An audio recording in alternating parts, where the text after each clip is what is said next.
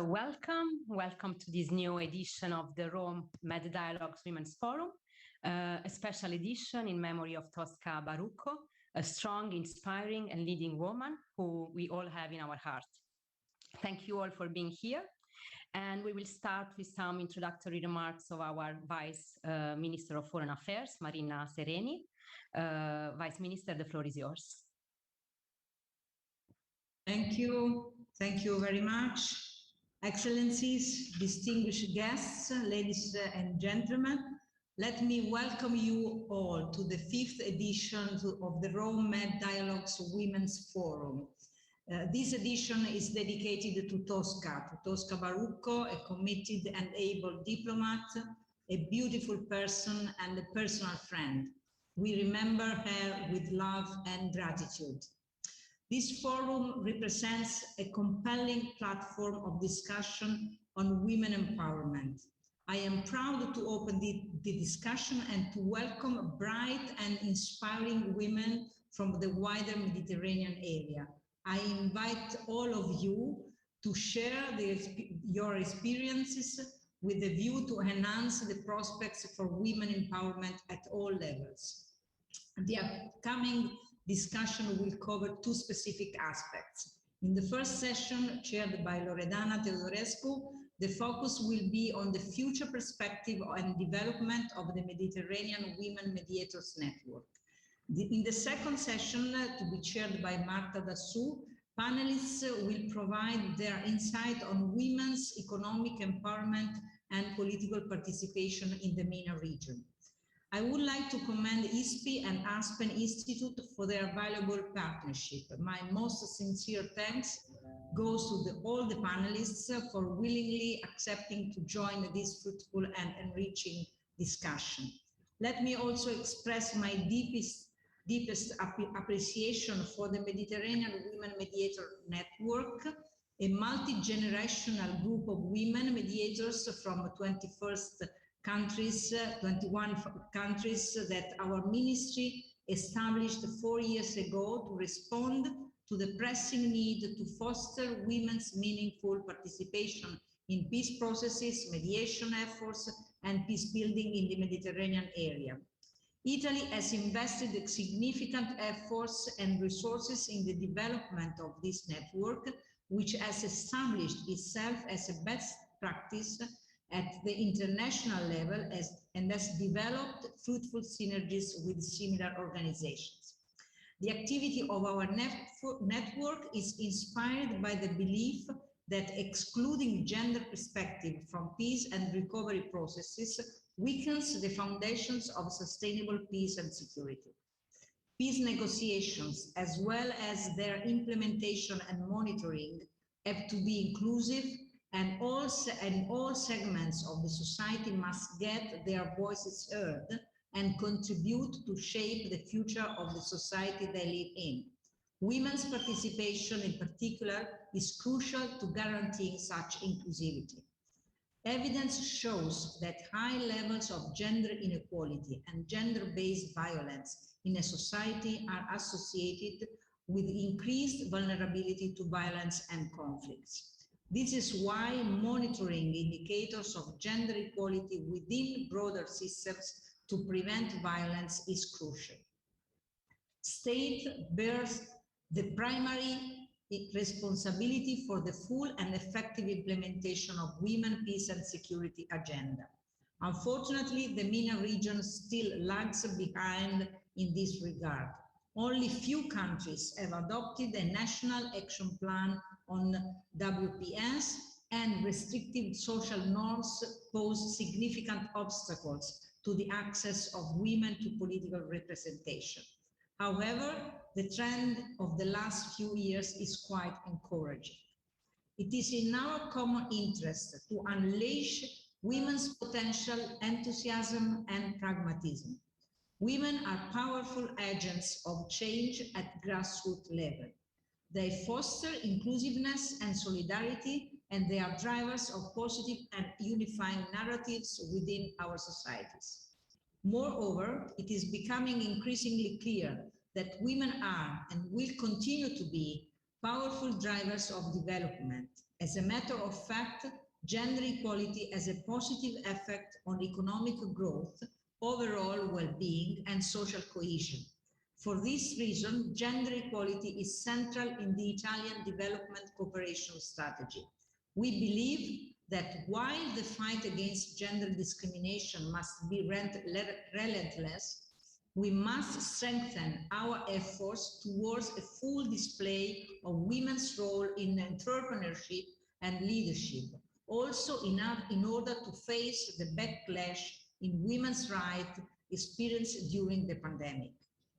The recent adoption of the guideline on gender equality and empowerment of women and girls, which include commitments in terms of increased funding, but also institutional capacity for gender equality, testifies to the importance attached by the Italian development cooperation to the role of women in developing countries. In line with the result included in Italy, fourth plan of actions on women, peace and security, the Italian cooperation also works to promote gender equality in humanitarian aid and crisis contexts, where women are particularly at risk. In this context, Italy is active in fighting against gender-based and sexual violence, supporting health and reproductive services, strengthening access to justice, and promoting an active role of women in the crisis response. I would like to conclude by looking at the MENA region and by recalling the situation of Afghan women. Over the last 10 years, the MENA region has observed a wave of civic engagement with women as key actors. Gender-targeted investments in education and healthcare have also increased. Nevertheless, despite rapidly rising female educational attainment and the closing of the gender gap in education, female labor force participation rates in the Middle East and North Africa region remain low and stagnant. They are actually the lowest in the world. We must act quickly to overcome what scholars define the MENA paradox. Even if this is not the focus of today's panel, I would like to conclude by recalling the efforts that Italy and the international community are undertaking to protect Afghan women at risk. During our G20 presidency, we stressed the need to keep raising the attention on the human rights situation in Afghanistan, in particular of women and girls, calling for greater international cooperation to support their urgent needs. We were successful in raising awareness on these issues also during the ministerial event on the situation of women and girls in Afghanistan that Italy organized and Qatar co-sponsored on the margins of the last United Nations General Assembly High-Level Week. We must keep the momentum. It is essential that governments and institutions, as well as civil society organizations and the women networks throughout the Mediterranean, maintain their attention and support to the situation of Afghan women and girls by prioritizing women within the humanitarian programs, by sustaining women and girls' education, and by supporting women activists, both in Afghanistan and abroad. Encouraging the full participation of women in public life all over the world and in business is not only essential to build back better, but it is a powerful game changer for the future, empowering women in is the recipe for a more prosperous society in the MENA region and beyond. Thank you for your attention, and I wish all of us a fruitful discussion. Thank you. Thank you very much, dear Vice Minister. Thank you very much for your words. Indeed, women are powerful agents of change, play a crucial role, and as you highlighted, it is in everybody's best interest to unleash their potential, their enthusiasm, and competence, I would add. So I'm glad to see many inspiring women joining today our conversation, and I would like to thank you all for being here with us. Let me just say maybe a few words to set the framework of our conversation today, of the first panel discussion. Last month, we celebrated the 21st anniversary of the 1325 resolution, the first to address the issue of women's inclusion in peace and security matters, which launched the Women, Peace and Security Agenda. The world has changed a lot since then in terms of security, in terms of challenges to be addressed. But we know also that the implementation of this resolution has yet to fulfill its potential, as the commitments to women's inclusion agreed upon over 20 years ago are not reflected in the reality. If we look at the Mediterranean region, the area has witnessed an escalation of conflicts with power and security vacuums, social upheaval, economic crisis. But the MENA region has also observed, as the Vice President pointed out, this wave of civic engagement with women as key actors. Despite the progress, women are still underrepresented and undervalued in the decision-making process, notably in the areas of foreign policy and security, which we are addressing today, despite the essential contribution they can bring to the table and to a more sustainable and lasting peace. So this prompts us to discuss the role of women mediators, and in particular of the Mediterranean Women Mediators Network. As the Vice Minister highlighted very well, the Mediterranean network has been growing over the years, has accomplished a lot. In the meantime, other networks were created over the last 6 years to support this full and meaningful participation of women in peace and mediation processes. And now they are all gathered in a global alliance, which I have currently the honor and pleasure to coordinate.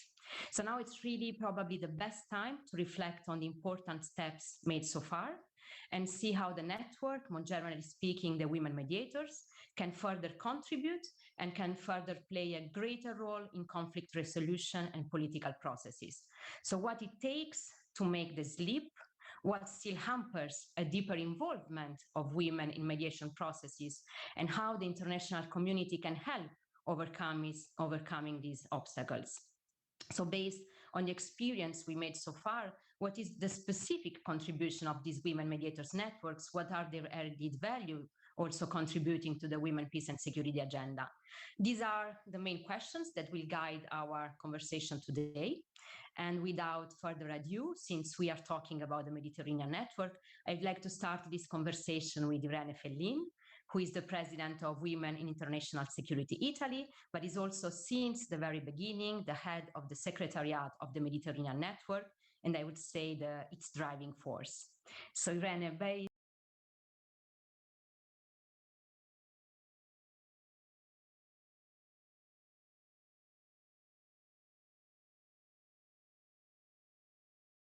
the floor is yours. Thank you, Loredana, and thank you, Vice Minister, for your introductory words. And let me thank you also, Marta Dassou and Aspen, for the partnership and ISPI for the organization. I have been attending this event since the first edition, the MEDS Forum, because this was exactly 1 month after the Mediterranean Women Mediators Network was launched in 2017. And so we go hand in hand, we went hand in hand during this process. And after 5 years, I think that we can really look back and analyze what we have been done and the achievement made, and also the many challenges with the last one represented by COVID that had a strong impact, I believe, on our individual lives, but also on our initiative. But we are still here. And I see many of my friends and sisters and members from the networks and many and other friends, meaning that we could really build a strong bond, and those networks really represent something for the women who are part of it. When we launched the network with the Minister of Foreign Affairs, this was an idea, as it sometimes very often happens, an idea, a great idea, but there were mainly words on a paper. For 1 year, we went around trying to identify the person and to have a vision and to plan for activities. And we came together for the first time. But then we had to start knowing each other and try to understand what we could really do and how the network would make a difference in the field of women, peace and security, and especially in the field of mediation. A lot has been done, and I have to say that after 5 years, we can maybe recognize that we can make one first era is a phase of the network can be defined close. I mean that we focus a lot on our internal structure, on training, on reflection, on establishing strong synergies with the other networks. As Loredana said, we as a Mediterranean Women Mediators Network, we are part of a broader family, the Global Alliance that was launched 2 years ago. And Loredana, as Secretary General of WISE Italy, is currently coordinating the Secretariat of the Global Alliance. We will finish this mandate at the end of this year. But this was maybe the best achievement so far in terms of global politics, because we really could show the power and the strength of the women and the commitment of women, and the fact that we really can very easily mobilize ourselves, our competences, and to be there when it is needed. And this was very powerful, demonstrated in many occasions. It is important that we really keep this role as regional networks in connecting what is the local realities and the global realm of mediation. Of course, women, we know, are essential, that they are represented, not only in terms of numbers. This is, of course, the representation of women. It is essential, but what we aim with this is really to bring a different perspective, this inclusive vision of peace and reconstruction when there is a conflict in a given country or a region. Of course, it's difficult to think that women can just be taken and put into a process if they have been excluded from the political life of the and from the society. This is why it is important to work on really the economical empowerment and the political participation of women since the very beginning, so in the structure of the society, and at the same time to have the political will that will enable them to be part of the official dialogues. But what we have also learned during this period, that mediation happens at very many levels. And of course, track one is essential. This is where the politics happens. But we see also that women are mediating and are very strong connected with the communities at what we call the community level mediation, the track 3. And what they do, it is amazing everywhere in the world, in conflict situation, in post-conflict reconstruction. They also we play a key role in conflict prevention, in early warning system. So what the networks try to do is really to have this broader vision of the concept of mediation and peace building, and really to see that we are there as a platform to connect all the dots and to really give the right importance to the role that women play in every context. Say that, we have also to bear in mind that exposing women in mediation in peace building, it can be very dangerous. So in the past 2 years, I would say that the protection of human rights defenders has become one maybe of the most important issues when it comes to the women, peace and security agenda. So, and we could see this in the context of Afghanistan. I'm sure that Fatima will elaborate more about this. So we are here to support women, to put pressure, to lobby for having more women in key positions, to have them more exposed. But at the same time, we need to also be ready to have this protection network afterwards, and not just today say, yes, you were there, but now we can't help you. I'm sorry for that. So the two things go hand in hand. So if we engage in realities such as the Mediterranean Women Mediators Network and many others, we have to stand ready to provide full support until the end, and not to leave our sisters then when they are more exposed to danger. So this is, I think, maybe the most important lessons learned from this experience. The other is that the establishment of the network, now I think it's done in a sense. The network is there, the Global Alliance is there. So what we need, I see next, is really the work at the connection with the political realities in the single country. So really work to enable women mediators at the local level to be more engaged with the governmental institution, with the parliaments, with other think tanks and mediation realities in their countries.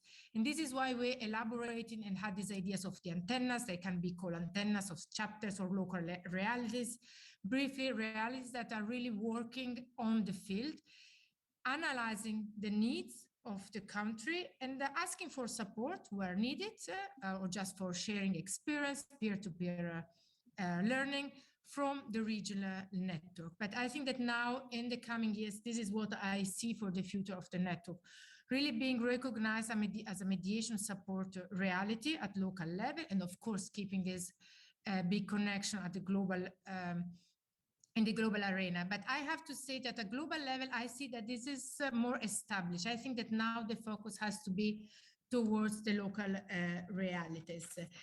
From this experience also, I learned that how it's important that we are ready to be there when it's needed.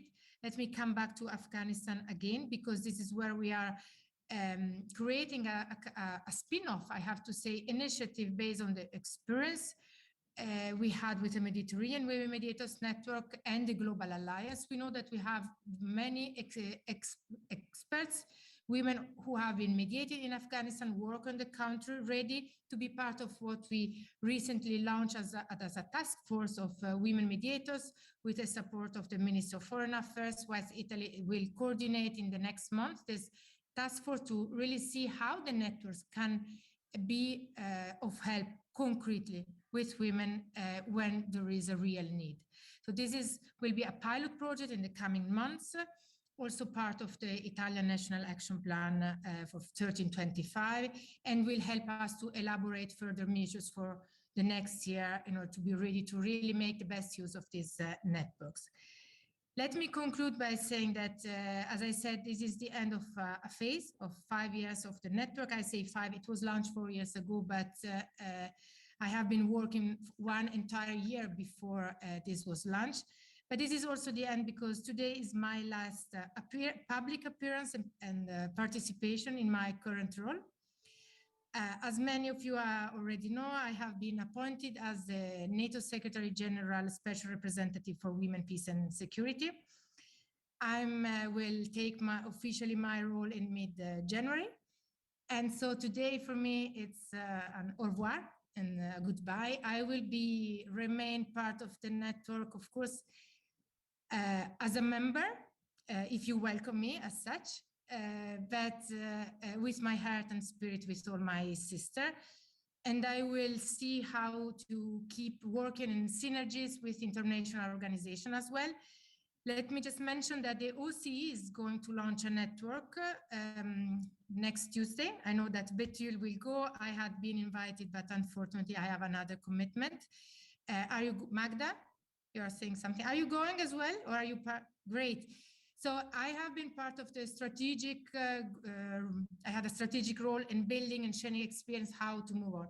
So this is another good example. We will see how they will build it and go, and see if there will be room for other synergies in my future role as well, seeing how international organization can also carry on this responsibility. So thank you for all what we have shared so far, for your commitment and for being with me in this journey. I leave the network in the capable hands of Loredana and all my friends. Thank you.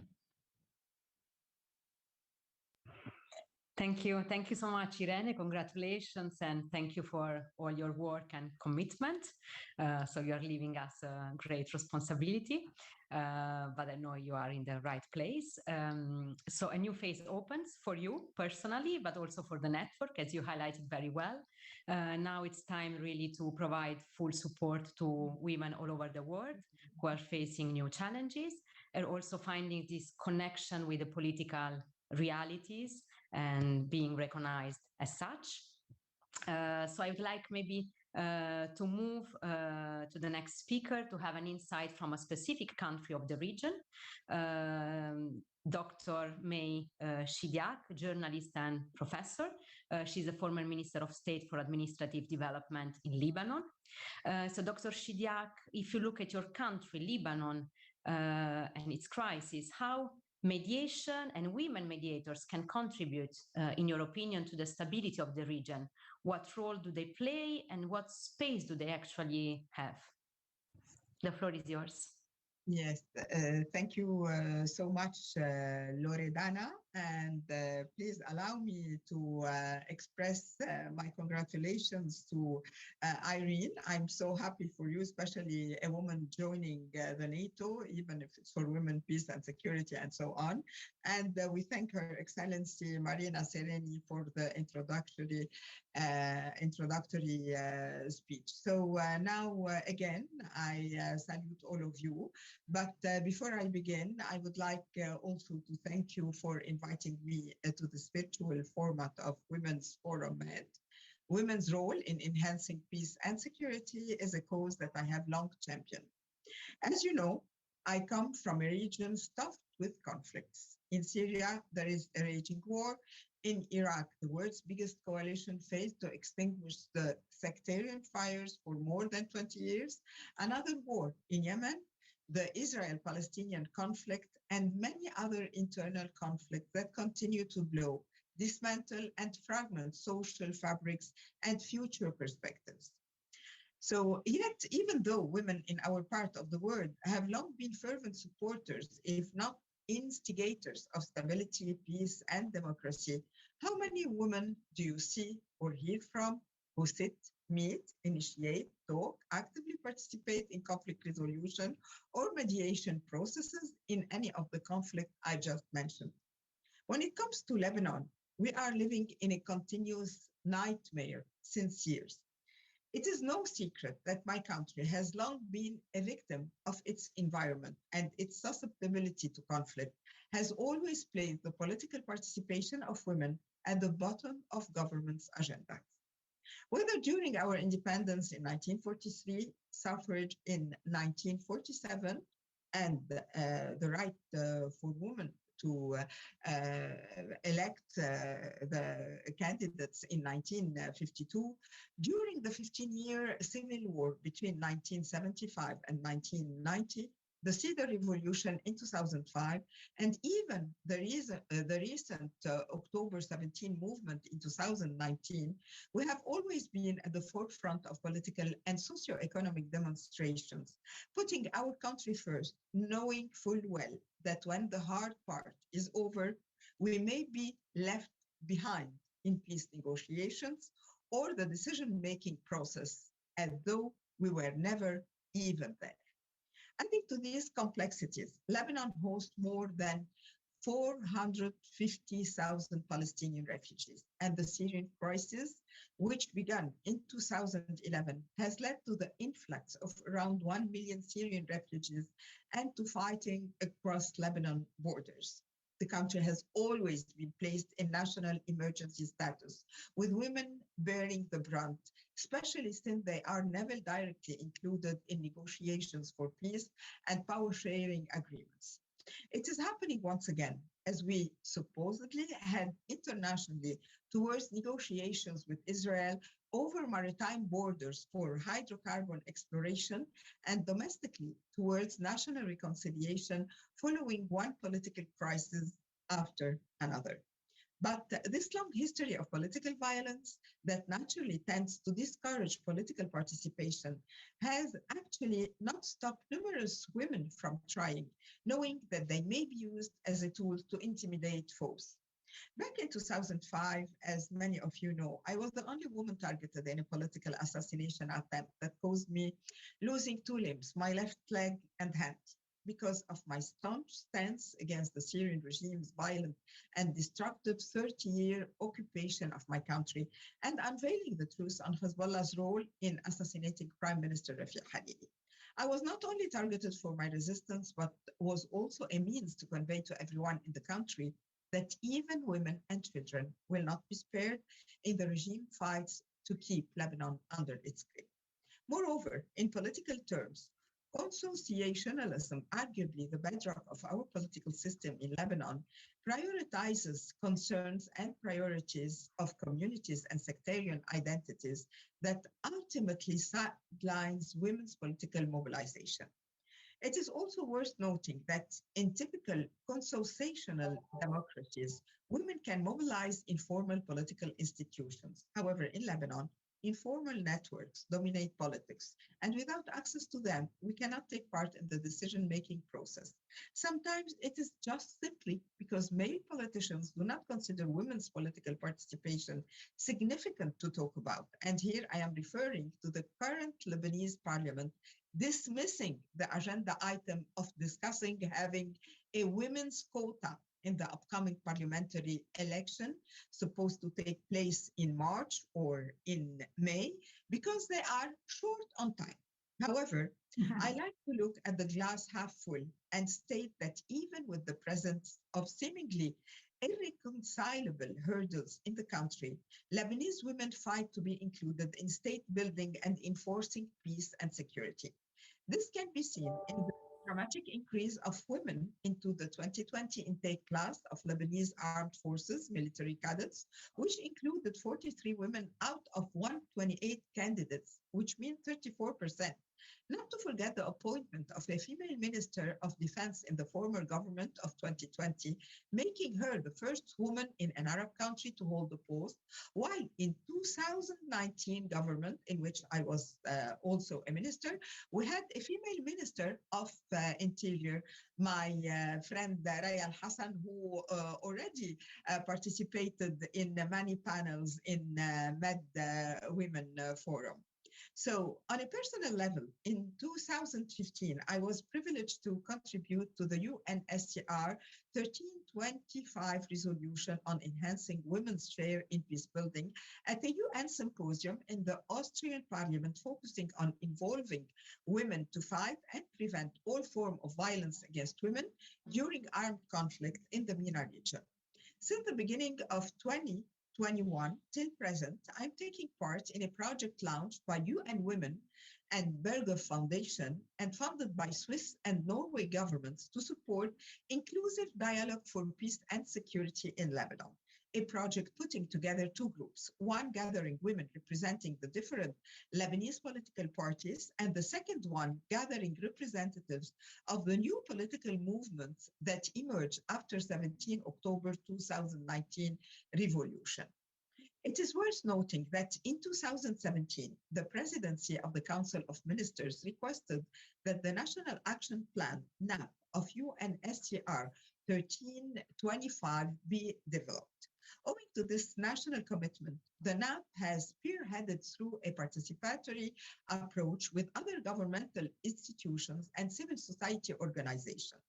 Then, in 2019, in my position as a Minister of State for Administrative Reform, along with my colleague, the Minister of State for Economic Empowerment and Women and Youth, we successfully passed the 1325 resolution during a ministerial meeting, which is now part of the CEDAW National Action Plan for Lebanon, prepared and promulgated by the National Commission for Lebanese Women, NCLW.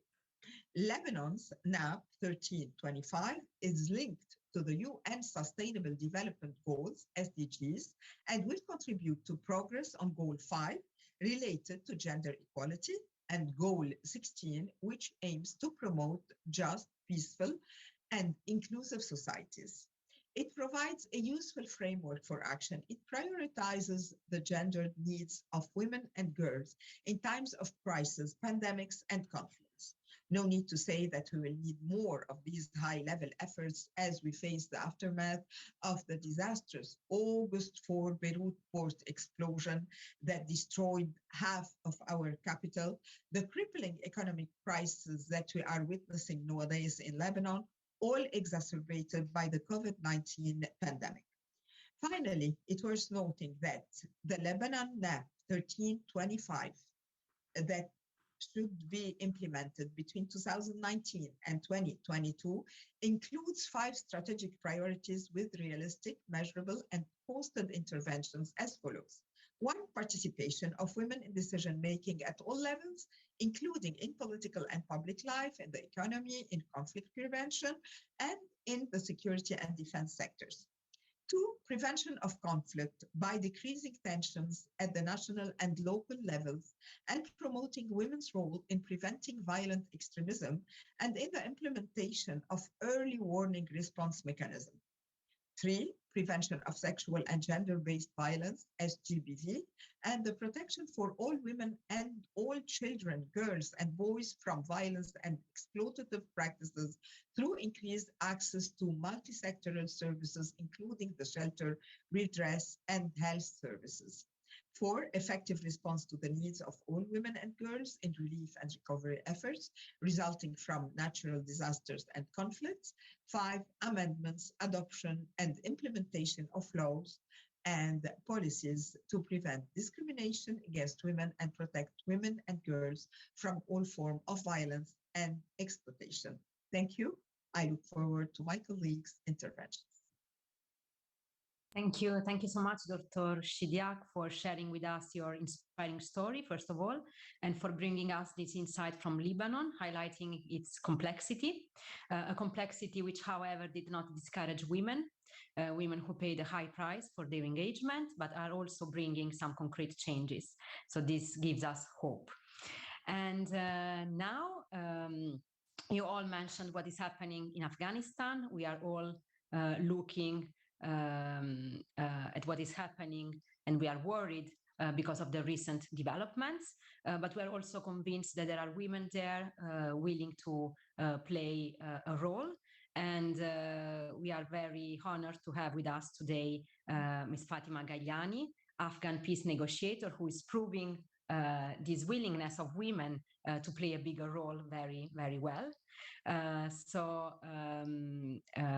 Ms. Gaillani was also one of the 4 women at peace talks in Doha, and is very much engaged in what is happening in her country. So it's our pleasure to hear directly from you. What is your perspective?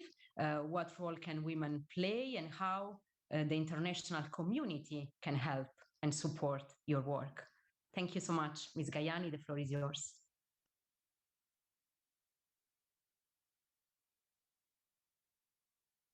We cannot hear you. Maybe the microphone is switched off. Great. Can you hear me now? Yeah, because I was so listening to everybody that I forgot to switch on my mic. It's truly an honor to be with such great women.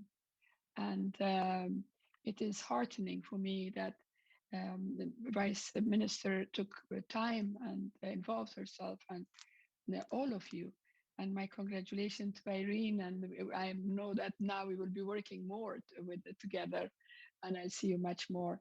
And of course, Ridana, I mean, you brought me here, you pushed me to be here, and it's an honor. I sincerely want to tell you that the women in Afghanistan had an Holocaust of, I mean, coming, going, and living, dying, reviving, and every kind of thing we saw in the history of women's involvement in Afghanistan. People will not believe that first the women who went for further education, it was as early as 1920. And I was a child that when I saw first minister, women minister, and first women senator, or first members of parliament, that they were elected not in a quota system, but in an open competition. But at that time, we were taking it for granted. Growing up as a child, I never thought of my gender. I always thought that if I achieve something, then I will be somebody. Not anymore. No woman in Afghanistan will take these things any longer for granted. And the support of you women, fantastic women, were supporting us. We will not take it for granted. We know that it is not an easy time in the world.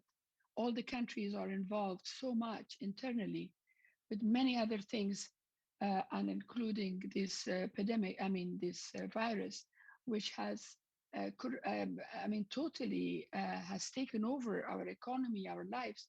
But still, you find time to think about Afghanistan and peace and Afghan women. I do appreciate it, and we all do. I sincerely believe that what went wrong in Afghanistan for the last 43 years, and especially after the withdrawal of Soviet troops from Afghanistan, was this lack of enthusiasm in a political settlement. It was a Cold War era, and this was a fashion at that time, that the military solution and arms and taking by force and all that. I will never forget that I begged my father, and I went with him to Geneva to sit with the President Najibullah, the last president of the communist regime, for a political settlement. I dare him as a Muslim man and as a patriot, that if it is good for your country, come. And he did. If I tell you that we were crucified, believe me, we were crucified. But it was the fashion at that time that no one thought about a decent sitting conversation and a political settlement. But now it has changed. We see the same countries very much involved in peace, and they want a solution.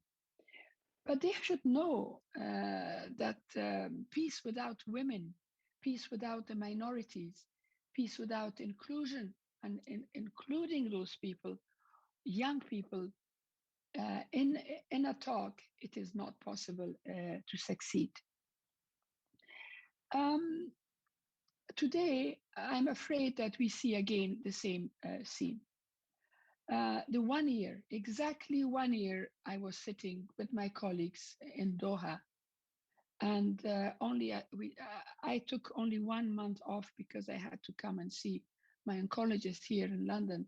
The rest of 11 months, I was sitting there in Doha, and I saw with my own eyes that how a possibility, how an opportunity was missed by both sides.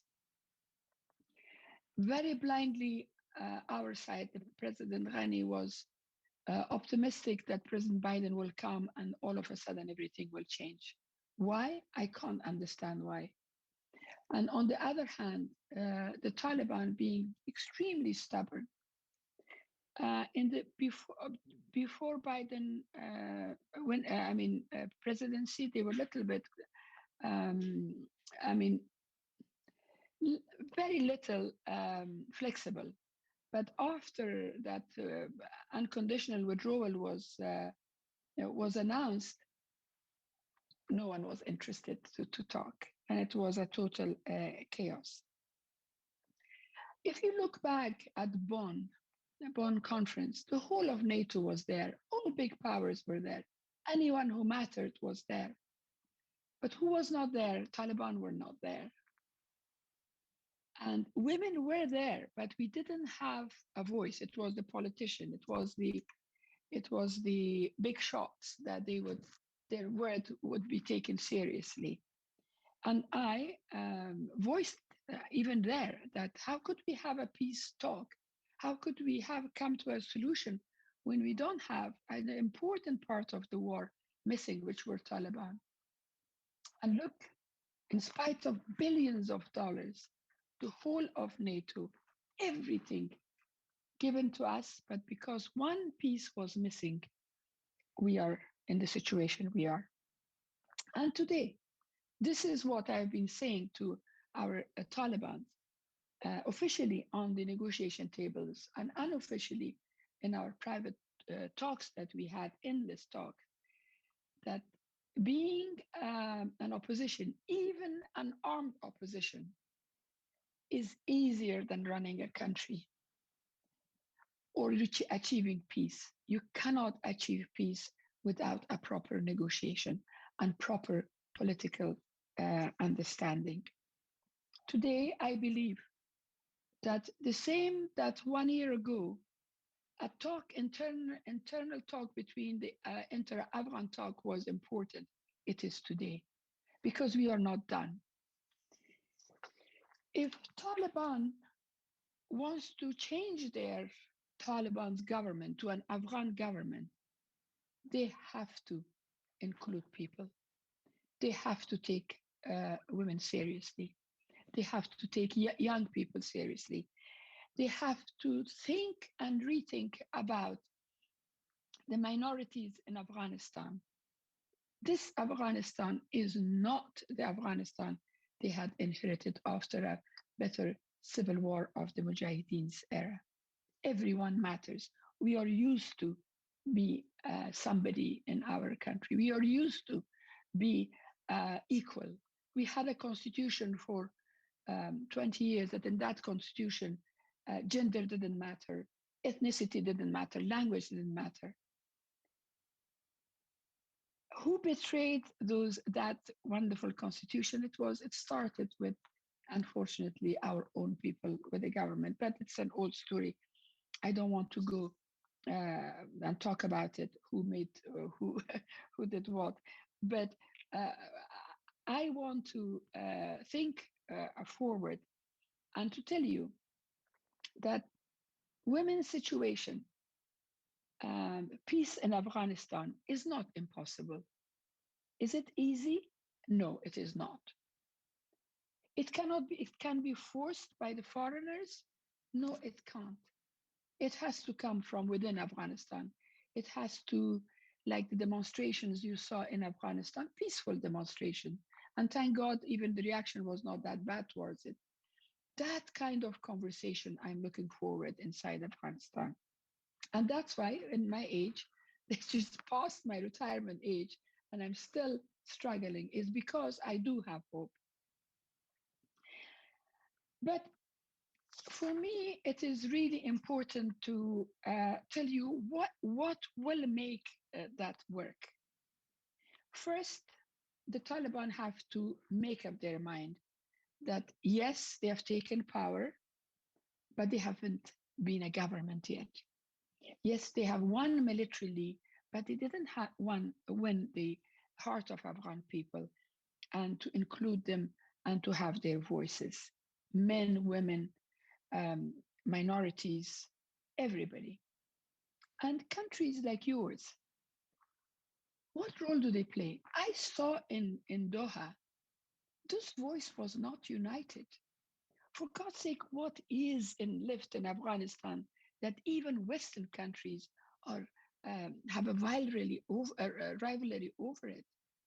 We cannot afford that. We need one strong voice coming from our supporters to help us. This is really important. And for you, the donor countries, the countries that will have a power of some changes for the future, how could you balance? I don't want to be in your place for the first time in my life, because it's a very, very difficult balance to play. How to put pressures on because of the values, human rights, women rights, minority rights, to put pressure, but also look and see that millions of people are this close to starvation. I came from Afghanistan. Yes, Afghanistan, after so many of years, we have quite a lot of poor people. But I saw with my own eyes that middle class is starving. I saw with my own eyes that my former classmates, they are embarrassed to take money from me, but they had to. How would we keep that balance? You cannot keep this balance unless you are in conversation with those people who are inside Afghanistan. Yes, hundreds of thousands of people got out of the country, especially women. But are they all the women? Are they all the Afghan people? No. More than 30 million people are still there, and they need your help. They need everyone's help to go back to a normal life. I want to stop here just by saying the last thing, which is extremely important, and they are this part of a problem, but they can be also part of a solution. And they are, like my Lebanese colleagues, we have fantastic neighbors. So these are our neighbors. I don't see any positive steps from them. I don't see any positive step from region. Can't they see that this fire could burn them too? Can't they see that these kind of problems, the Daesh, the other, we don't know how many more wrongdoers could come and take haven in Afghanistan. That's why it is extremely important that we come up with the same voice and with conversation with Afghan people. End of this month, I will finish with my health, hopefully with my health problems. As you can see, my voice has improved a lot from the last time we spoke. And so I will finish with my voice therapy, I'll finish with all that. I will be going to Afghanistan and I will start it there. But when I started there, I want to make sure that I hear a united voice from you, my sisters, and also from all those countries that they want to help us. Help us our way. Please don't decide for us. Thank you very much. Thank you. Thank you so much, Ms. Gayani, for the work you are doing, for your powerful words, for your testimony, for this message of hope, and also for telling us what we should do, stay united and speak with the same single voice in order to really support your work. You reminded us also that we should not take our progress and achievements for granted. And then peace without women and without a real inclusion is not possible to succeed. And this is what we really need in order to move forward. So thank you very much. I know that we do not have much time, but I would like to open the floor now and hear some comments, reflections, or questions, if any. I read also many messages in the chat, also addressed to all the keynote speakers. May I make a question for Fatima Gailani? You very rightly said us to try to help your people, and that implies, according to you, a dialogue with the current regime. You also told us that you don't envy us, because finding a balance between defending our values and our ideas about human rights and supporting you is very difficult indeed. What do you suggest? Would you suggest de facto diplomatic recognition of the Taliban? Is that your idea?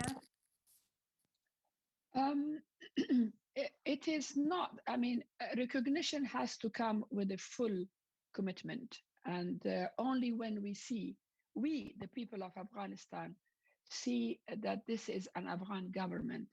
It is not a government of one party. It is not government of only a people that militarily they won.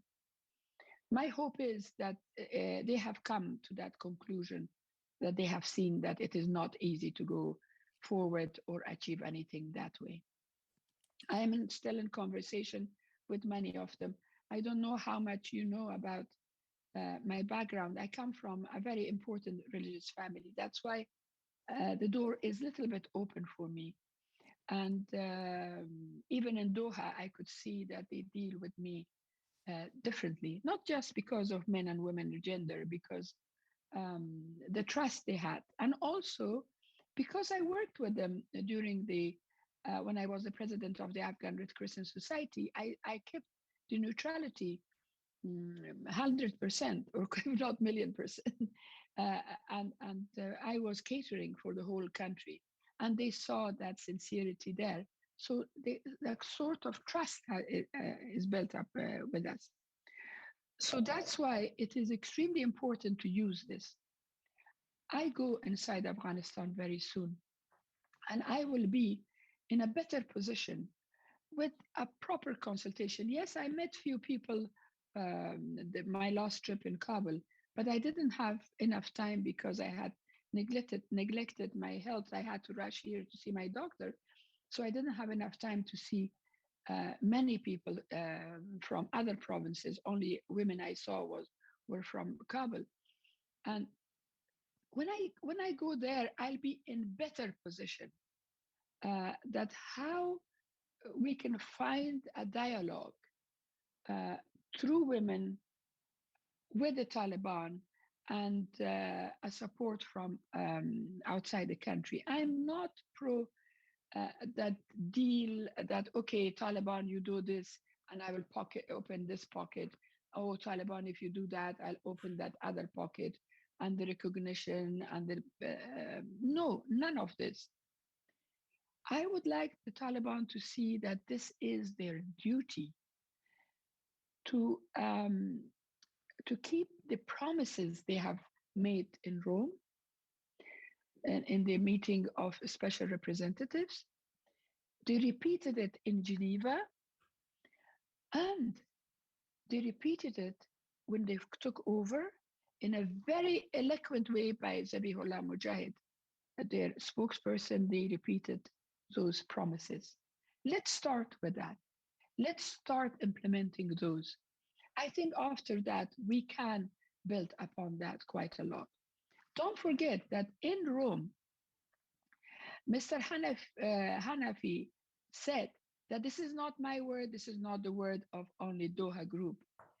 What I'm telling you, this is a message from our headquarters, from our leaders. So those promises were sanctioned by all of them. So let's start by that. So when I go to Afghanistan, when I go to Kabul, this will be my conversation with them, that let's start with those promises and then let's build upon it. Thank you very much. Thank you very much. We can maybe try to take it. I think you go on for a while. Okay.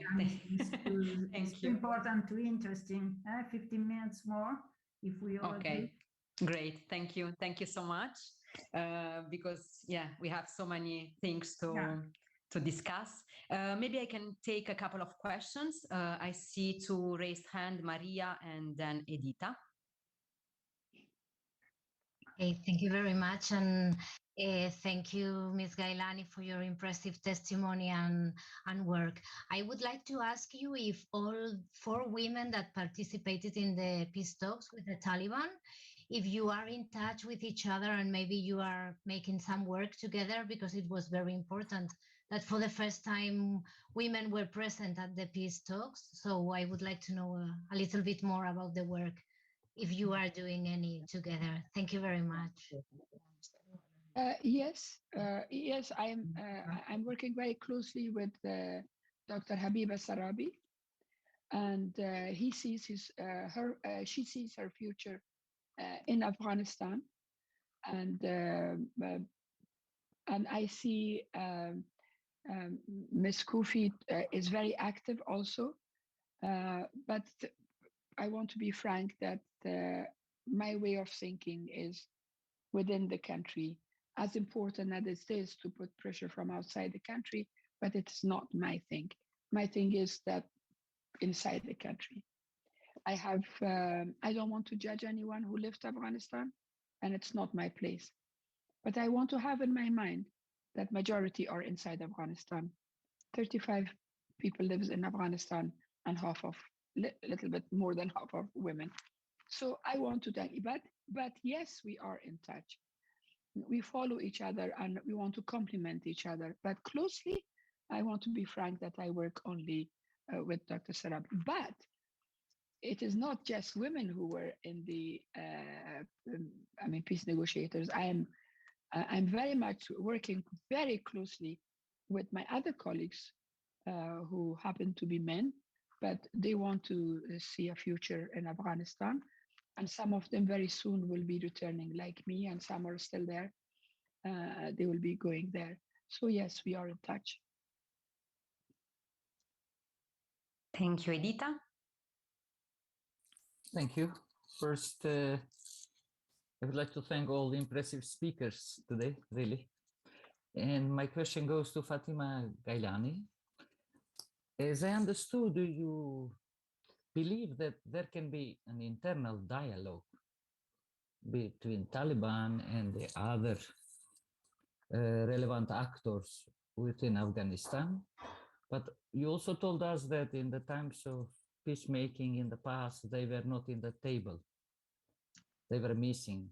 So my question is, do you have enough influential internal actors in Afghanistan to convince Taliban to sit in the table, and there should be also plan B, who are external factors that might influence Taliban, so to come to really very necessary internal dialogue in order to build inclusive government. I am sure if there are smart people within Taliban, they should know that they are not self-sufficient, and the sustainability of peace and prosperity, not only in Afghanistan, but all over, depends on inclusivity. I am speaking from the experience because we also had a war in Kosovo. We are now in peace and we are independent country, but I was peace negotiator for things to come to peace and freedom. So just from the experience, I'm asking and would like to know. Thank you. Well, it is not an easy thing. I want to make one thing clear. Taliban were very much inside the rooms, and every day, with the exception of Friday, we were talking in Doha. It was in Bonn, 20 years ago when we started the new government, after the American came and the NATO came. In Bonn, Taliban were not there, and that's why we couldn't achieve peace. But in Doha, we were talking every day, and with the exception of Friday, since we lived in the same hotel, we had lots of private conversations with them. So they were very much there. We must not forget one thing. I grew up, and my team of the Republic side, we grew up differently.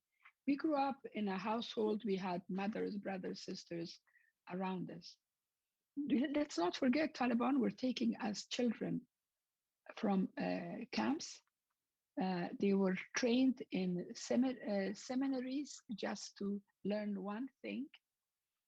And then as soon as they had a little bit of mustache, they were taken to be trained as fighters. So their background is totally different from ours. They don't trust people very easily. They want to have things a little bit far and slowly get acquainted to it. But when they get acquainted, they are quite open about it. And they never have that habit that we have of diplomacy and sugarcoating things. No, they put it just in front of you. They will tell you what is yes, what is now, which makes dialogue a little bit more easy because you know what you're facing.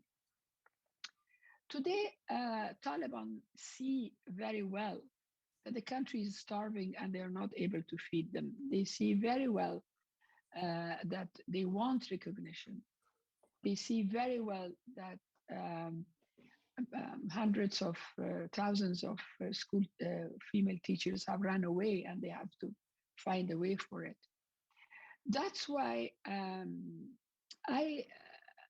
a little bit optimistic, because when the Soviets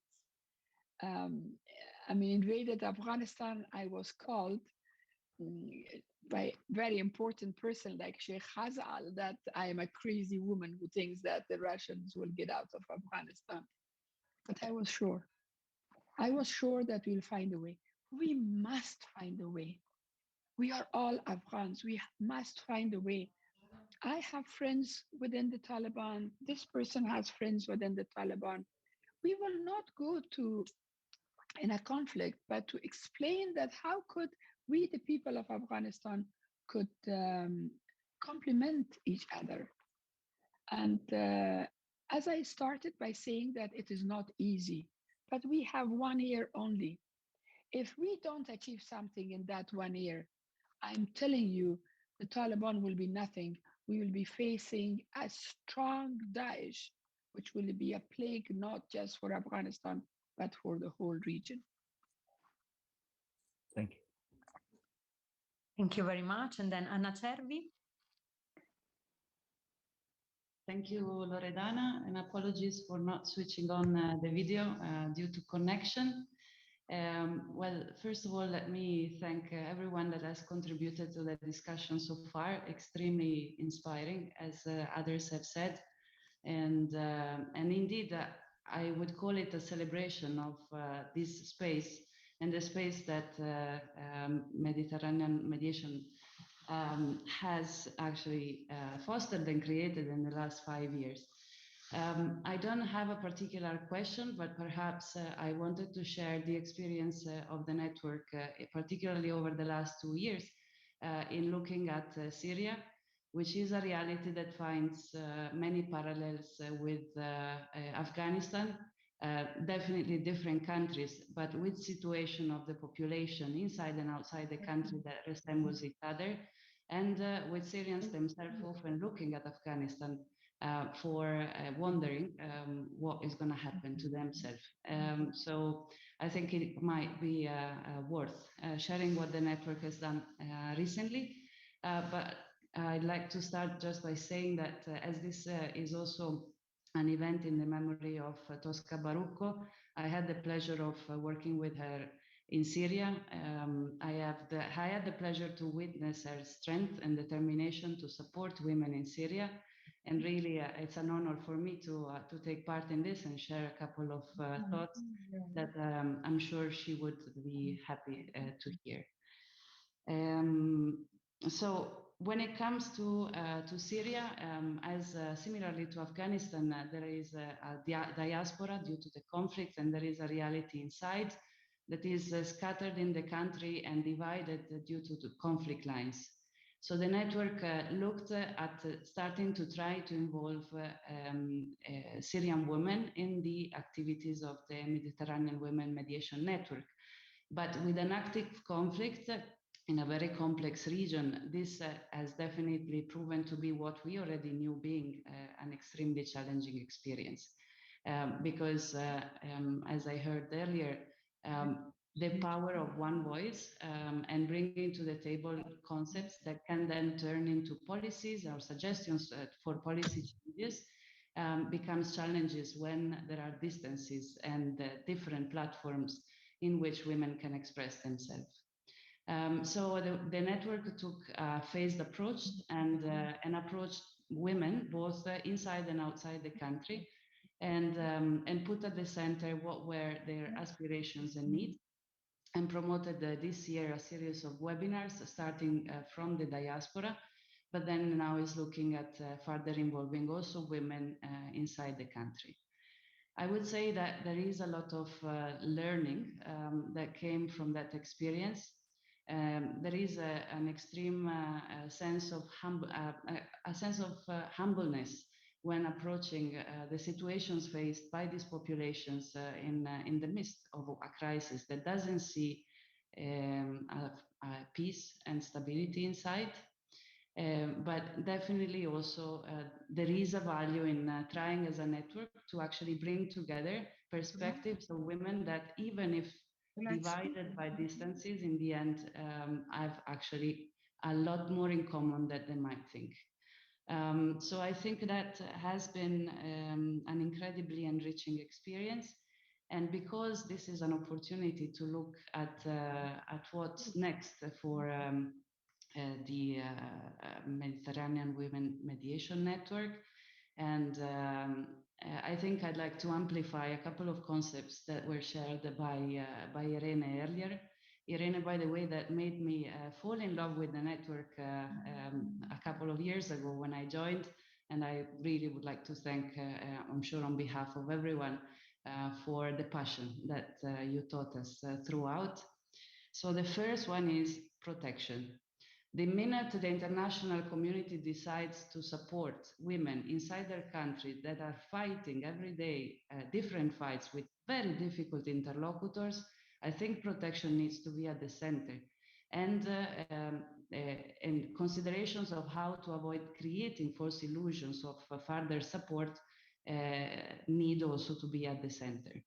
And this doesn't come with isolated efforts. It need to be concerted efforts among different realities. And that's the second consideration of Irene, which is about linking up with governmental bodies, different agencies, in order to ensure that by supporting women in their own countries to fight their fights, we are not putting them at higher risk.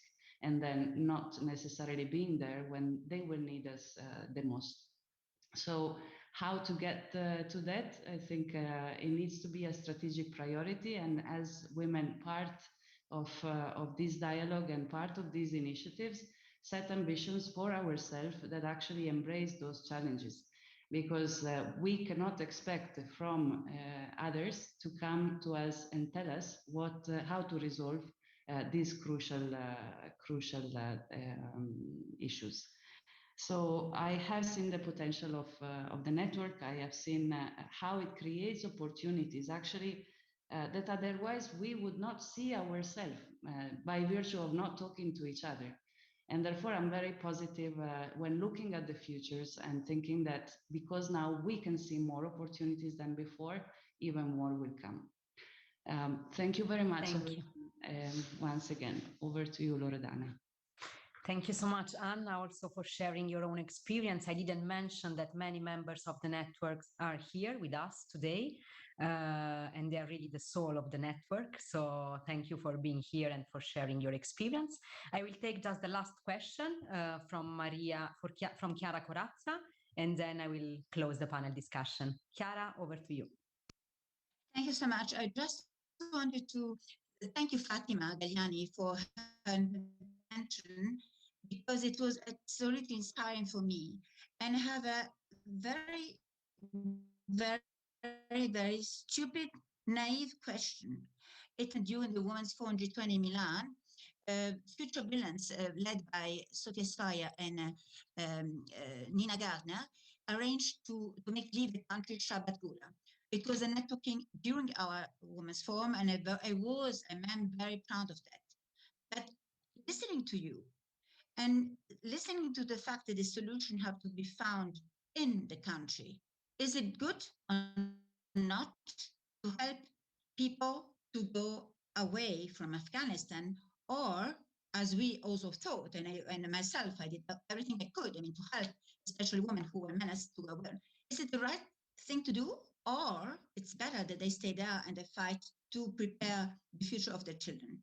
Then, sorry, Fatima, it's maybe a stupid question, but I really would like to have your insight on that, because you really make me think in a different way, and I really need what you think about that. It's not a stupid question at all. It's a very difficult question, actually. It's a very difficult question.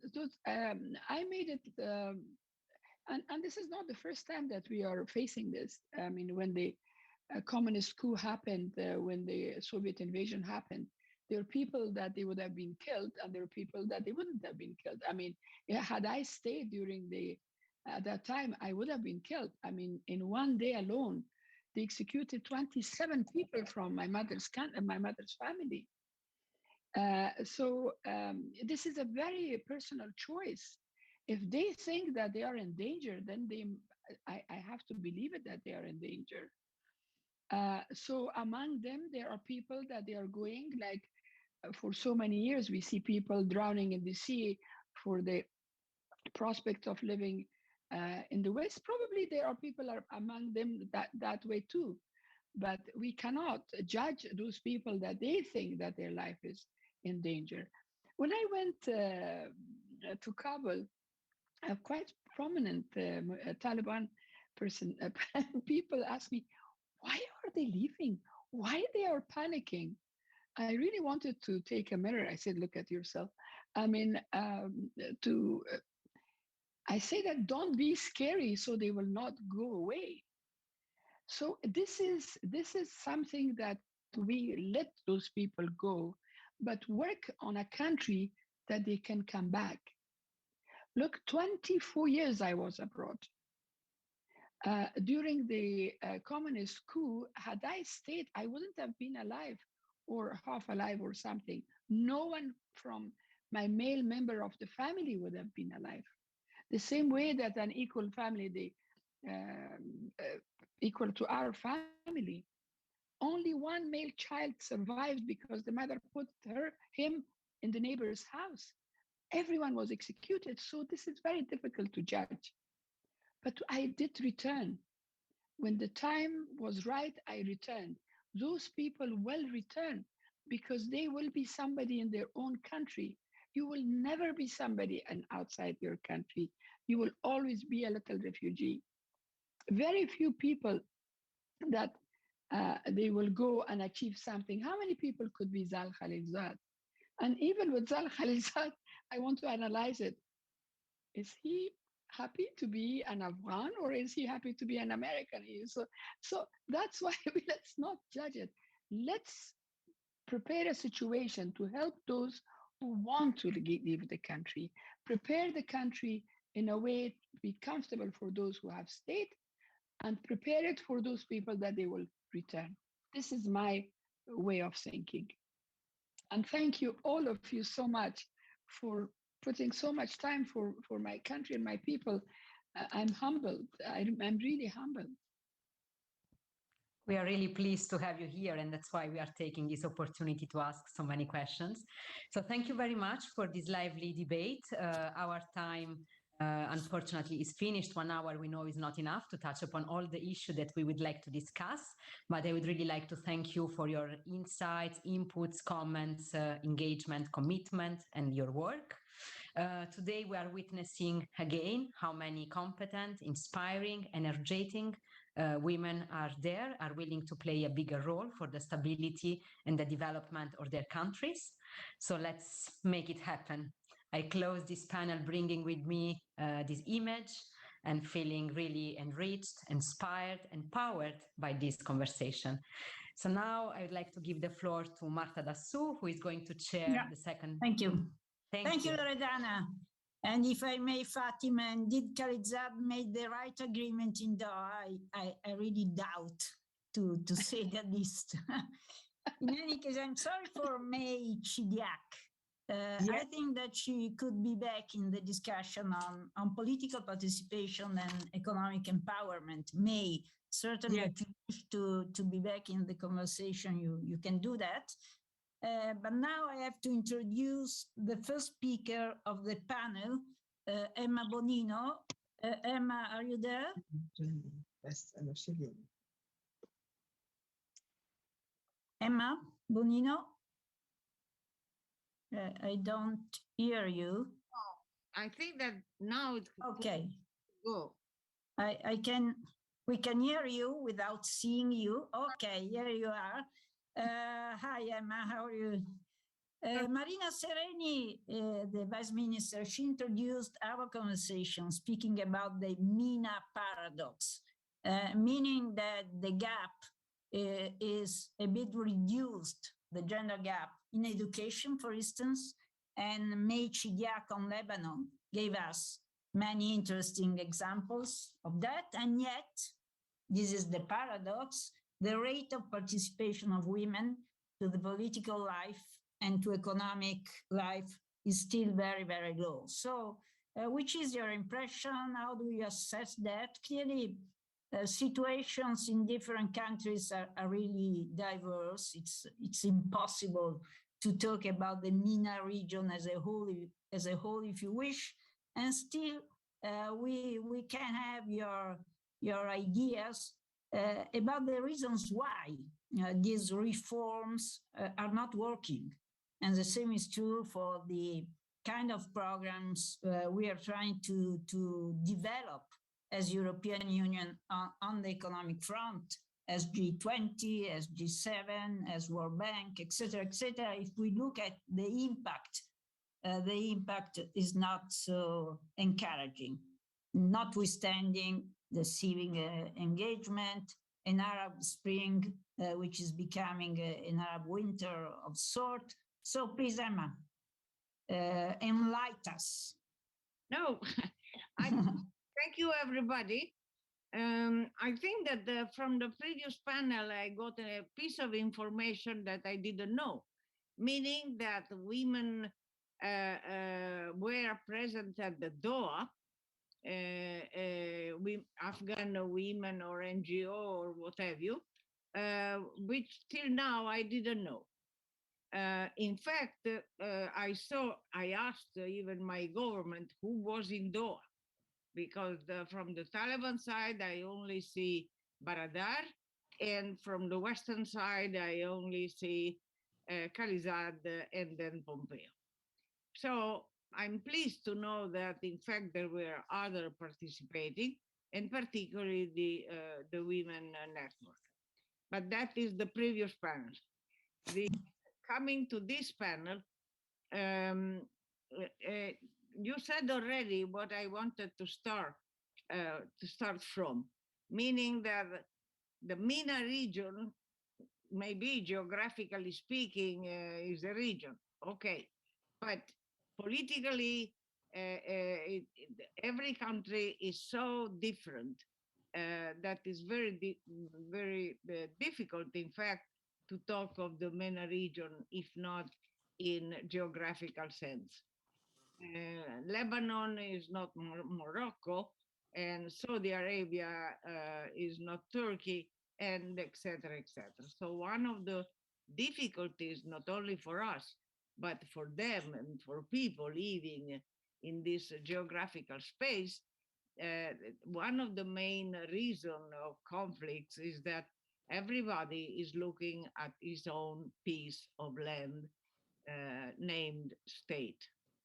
And by the way, very difficult, there is a structured state. Many of these countries are culturally tribes or clan, or in the worst scenario,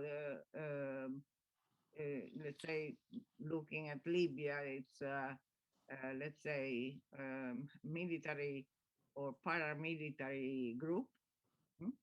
And also Afghanistan, maybe Ms. Gailani will deny it to me, but when I lived in Afghanistan, it was very clear to me that every clan or tribe, very, very well armed,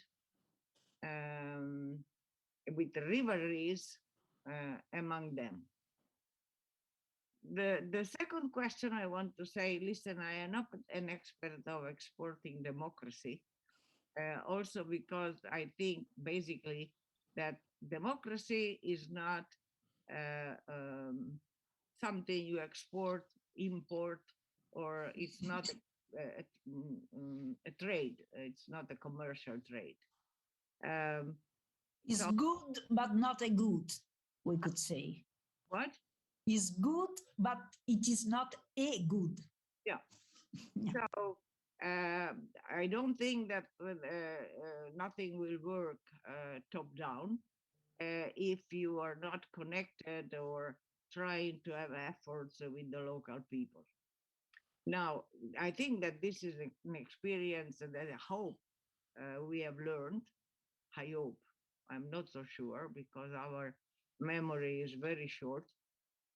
So the difficulties for us, or for me, I speaking for myself, to push forward the human rights and women's rights is that with difficulty we understand that is a process. Freedom is not something you get from night to morning. Whatever freedom for every one of us means. So in the process, you can go 2 steps forward and then suddenly find yourself in 2 steps backwards. This is, dear friends from the MENA region, not only applying to you. If you look at Europe, frankly speaking, we are going quite backward in this recent time without being able to resolve point of crisis. Poland and Belarus, for instance, Libya, we know already since I don't know when, Tunisia, which is a very fragile state, and we don't know exactly how to help, provided that we want to help, which is not very clear to me if there is a political will of looking at the South Mediterranean from an European point of view. I see there are countries more touched by this, but normally for problems relating to migrants. we don't go further to that. Every kind of dialogue is, please keep your people, keep your people, keep your people. We'll give you money if you keep your people, and arm if you keep your people. So that is not a real dialogue, because the other side doesn't have this priority, frankly speaking. They have other priorities, but every mission of officials from the European Union, or let's say from my country, so is exactly and only on the question of migrants. Coming to, before finishing, quickly, coming to our subject for our panel, I am eager to hear from you, dear friend from different country in the bordering Mediterranean. What I see from outside, even if I'm somebody who is following as much as possible your evolution, what I see, and not in a common way, differently, is that there are a step forward on the economic empowerment. That we can see when in 2015 we made in Milan the first forum of mad entrepreneurs, etc., etc. Things are improving a little bit. This is my feeling, but I'm eager to hear from you. What it seems to me a standstill that doesn't move forward is the political rights and access to the political system. Maybe I'm wrong. That's why I want to hear from you. I see that there is my friend Chidiak. We even made a Congress, a convention, a meeting in Jordania with her. So I see, but movement on the economic empowerment, I don't see movement forward. Come dire, in the you're right. On the political side of that, yeah, there is a mismatch. I think you're right. For instance, if we look at the Gulf countries, this is surely right. If we look at the Emirates, this is surely right. Yet an exception was considered to be Tunisia until very recently. And we can listen to Imen Ben Mohamed. She's a former member of the Tunisian parliament now. And here we have another paradox, in fact, because we have the first woman as prime minister, Naila Bouden Ramdan. And yet this appears to be the result of an authoritarian move by a president, Kais Saied, who is nonetheless highly popular in his country. So this was considered to be the last bastion, if you wish, of democracy following the Arab Spring.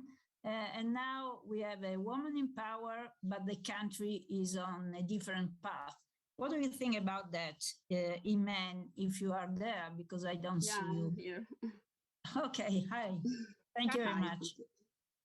Thank you, Marta. Thank you for your question, and thank you, Loredana, Emma Bonino, of course. And I want to say congratulations, yeah, congratulations also to Irene for the new position. So yeah, you touch actually the point, Marta. So I want to, let's say I want to start actually with a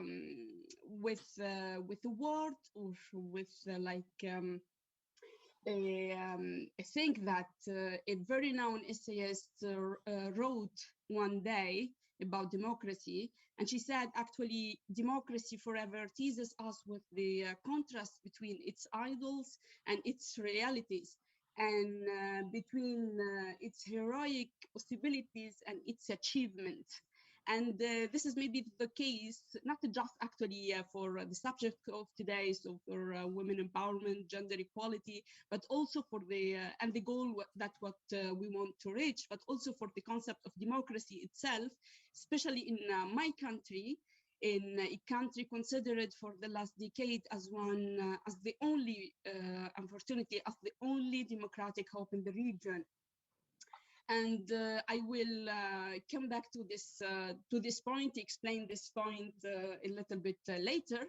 Now let's just say that Tunisia wasn't really, how can I say, feminism state in its history, but a lot of progress was done actually, especially in the last few years, despite the fragile economic and political transition and the hard ideological debate that we have between the different actors in Tunisia, especially, you know, in the occasion of the new constitution of Tunisia, the Law 58 on the elimination of violence against women, and all the reforms that we did actually in the last decade. And to talk about that, I want to just to clarify a little bit that there are actually three periods in Tunisia: the period before the revolution, the period after the revolution, and the period after, unfortunately, the 25th of the July 2020. So, and the, how can I say, the collapse of the democracy, we can say that.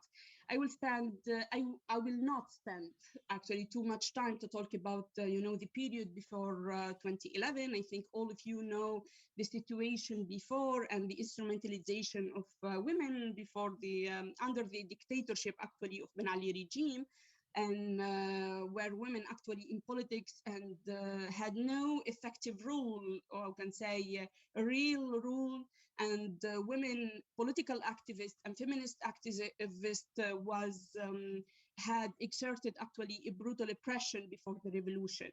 So I will, I want to focus a little bit about the period after the revolution and the period after the 25th of July.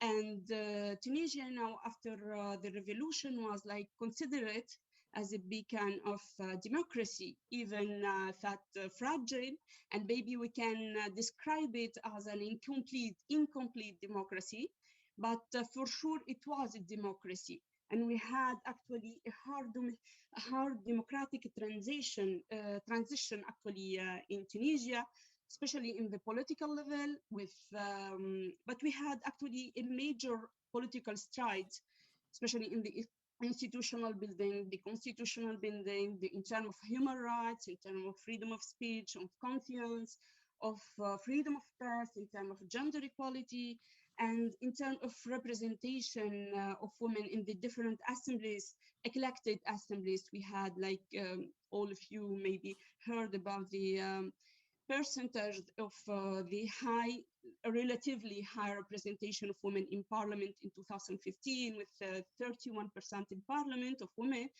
in parliament, and 47 now are currently actually women in the local council. And this is obviously thanks to the quota and the hard work of the civil society.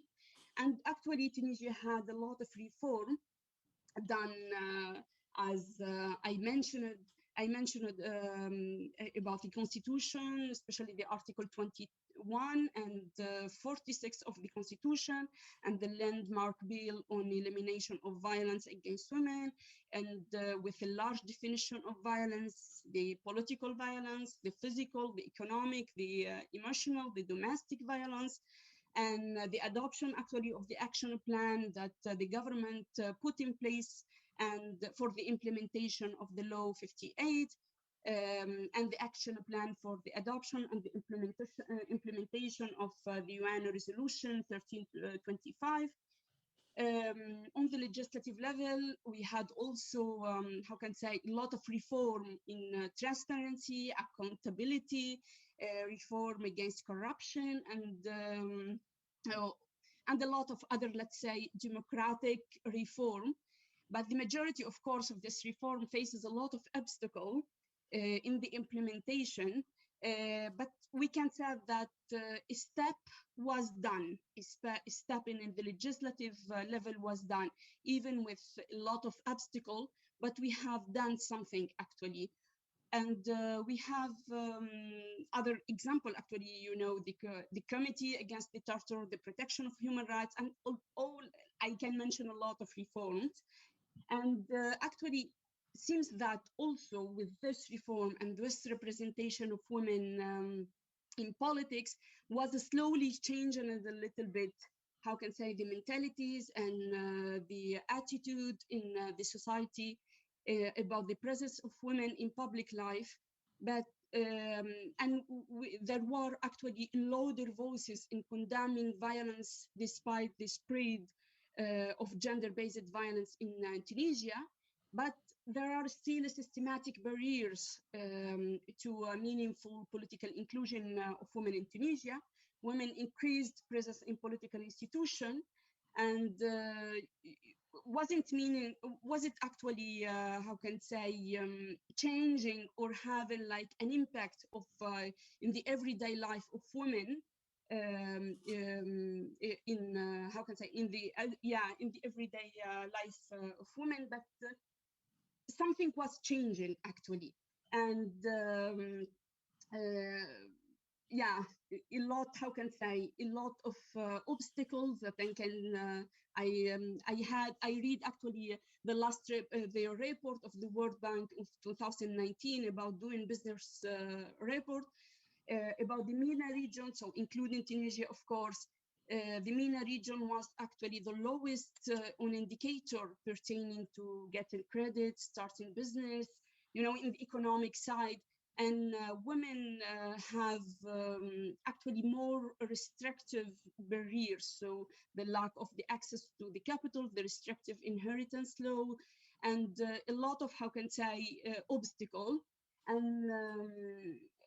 And seems that the economic transition wasn't, and the economic empowerment of women wasn't really going fastly. Yeah. That's why I said, it was like an incomplete democracy, as I mentioned, and was an incomplete, but major steps were done in political transition, and the economic transition seems to have never began, a little bit, let's say, or was a very obstacle. And despite all the reform that we done from the parliament and the government, especially in the legislative level, as and the implementation of all this reform in the economic, especially in the economic level, faces a structural obstacle in the heavy democracy, the traditional administration, and that's make the situation a little bit complicated for Tunisian and especially for women. Let me talk a little bit after the third period. So after the 25th of July, 2020, actually we have been seeing actually like a collapse of democracy in Tunisia. And the president who abolished the constitution that was voted in 2014 by over 94% of people's representative, and that was actually recognized as the most progressive constitution in the Arabic world. The president also frozen the parliament and shut it down with the army, persecuted and tried parliamentarian and civilian for the fact just criticize him openly before the military court. Many deputies who have chronic disease and including those who should have like a chemotherapy in Tunisia, was prevented and are prevented until now from receiving the treatment. And we have actually the families of some deputies also was prevented and are still prevented from such treatment. And this has caused actually the death of a wife of one MP, my former colleague, the last week. So to come back to your question, President Qais Said, yes, he nominated the first female prime minister in the Arabic world, but unfortunately, she does not have any power.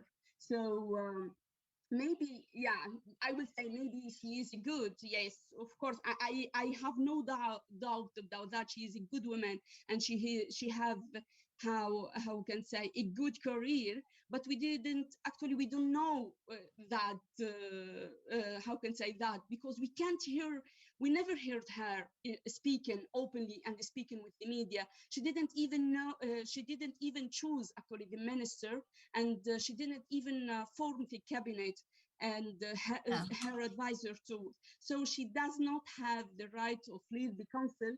And I will love to see that the first woman nominated as a head of government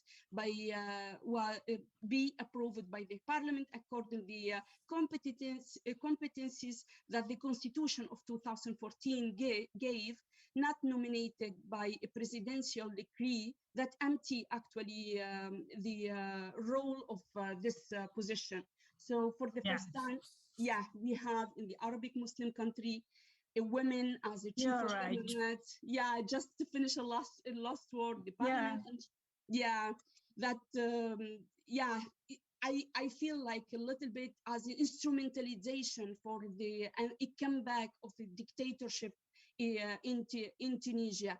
And actually in Tunisia, since that we are destined to fight the dual, how can say, evil of dictatorship in one hand and patriarchal norm now. So in we have a I lot think of you're right. We are in the risk now. Thank you very much, Iman. Let's hope that the country and the women in particular are able to react. We have other participants from Tunisia in our dialogue, so maybe we can go on with this discussion. It sounds like a fig leaf in a sense, a sort of cover of what is going on the political front, undoubtedly so. The point is to decide, in a sense, whether we have been entering again a sort of democratic regression in the MENA region in general. And this is a topic I hope Professor Ayse Betül-Çelik from Sabancı University could address. The situation in Turkey, in a sense, is difficult on both fronts. From the political rights point of view, very, very openly so, but also from the economic point of view, in a context in which economic empowerment of women has always been rather strong, at least in recent decades, but now the country is in a very difficult situation from an economic point of view in general. So, Professor Çelik, which is your take on that? Are we entering a phase of democratic regression again in the region? Thank you. I'm not an expert in economic empowerment at all. And when I was invited, I asked specifically what I could talk about. And my expertise is in conflict resolution. And I work mostly at the civil society level. So I would like to approach the concept of women's empowerment from a civil society perspective. And my experience, especially in the Mediterranean Women Mediators Network. So what it means to empower women, feel like empowered women. And my experience in working with civil society organizations, being part of Mediterranean Women Mediators Network, helped me define women's empowerment as being aware of the surrounding needs,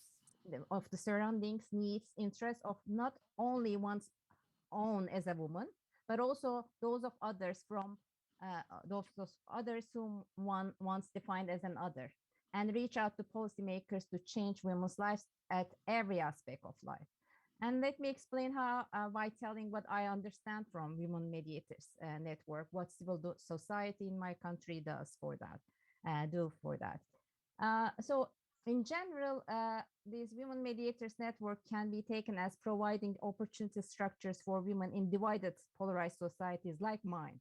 And in Turkey, we don't only have an ethnic axis of conflict along ethnic lines, but on many lines like Sunni Alevi divide, on ideological divide, and it gets worse and worse. And these civil society organizations and networks make women come under women identity umbrella to discuss the issues that divide them and find gray areas where they can collaborate. And bridging activities that they form under this umbrella can also increase the level of trust in the society and build the foundation for reimagining their societies. Although women's numbers in politics in Turkey is decreasing in the recent years, women's presence in civil society is still strong, to the point that they are perhaps one of the few real opposition groups on the ground. And despite all the excess of conflict in the society, women still effectively and quickly come together, especially against the laws that diminish their presence in public life. This has been so even during the pandemic, but of course, the withdrawal from the Istanbul Convention was a negative outcome also, especially for women who do the hardest work at the grassroots level, but do not have the sources. Civil society is the real area for empowerment. And another opportunity provided through women mediator networks is increased skills and trainings for potential women leaders, especially to young women community leaders. And the networks do not only provide expertise and diffuse knowledge on mediation, but also financially support women who are involved in, for example, women's issues or are community leaders but lack mediation skills. So I think one of the setbacks in the recent years was this diminishing resources that we get for women's and international connections really do matter. I also want to talk about a specific thing that I want that I think is very important, which is through these civil society work, through networks like Women Mediators Network, women learn what I call the ethics of care. And we know that care perspective brings a vision of mediation that is less about power relations and hierarchy and more about the relational aspect of conflict and the ability to listen and negotiate with understanding with those with whom one does not agree. And it is this emphasis on relational aspect in mediation that makes women mediators an asset. Why? Because while separating them from political arena, so it seems like, this is a different area, where there is more hierarchy and power, they also make the politics with a small p. That is what I call everyday politics, a reality, because they can build trust environments and can find entry into difficult to talk about issues. So what I argue is that in the recent years, while there's a diminishing public area for women in Turkey, this area is still open at the civil society level. Because this is an important point. Civic engagement, if you wish, not top down, but the opposite, bottom up. Internal mediation more than the rest, if I understand well. Exactly. So it's a bottom up process more than top down, and that really matters. And especially in countries facing diminishing gender equality and experiencing conflicts like my country, we cannot think of women's role in mediation, conflict resolution, in politics, different from gender equality perspective, because these issues cannot be delinked from conflicts and democracy practices. The more we have conflicts, the more diminishing democratic scores we see. And as you know, my country withdrew from the Istanbul Convention. We have increasing numbers of femicide in the recent years. And this cannot be delinked from the increasing level of violence experienced at various axes of conflict in the country. And how do you read that, the decision to withdraw from the Istanbul Convention, which was quite astonishing in a sense? Well, it was done despite the very low level of support for diminishing, for withdrawing from the convention. But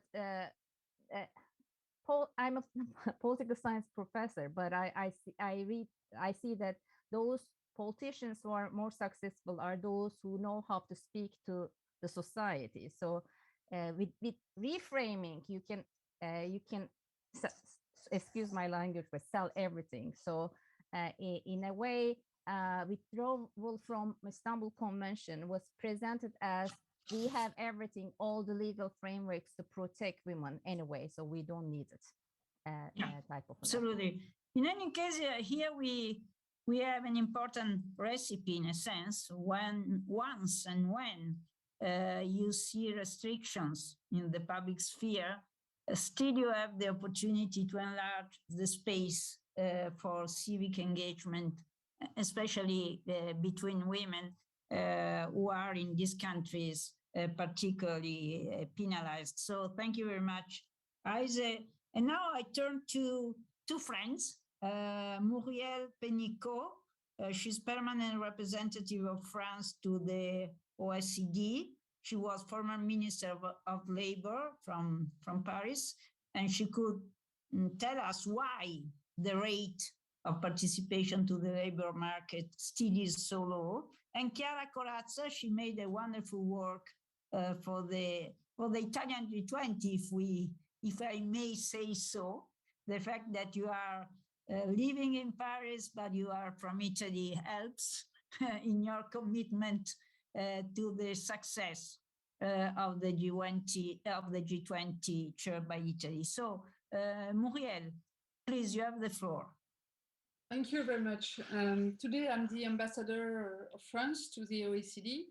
I was a Minister of Labor before, and to introduce myself, I worked 25 years in the business at the international level. So my perspective is multicultural and I would say multinational on these topics. I would like maybe to concentrate my speech, and I hope we have a strong debate, because thank you to the three other panelists. I think they raised very important points. I would like to concentrate on the impact of COVID in the MENA region on women empowerment, and also the situation of today.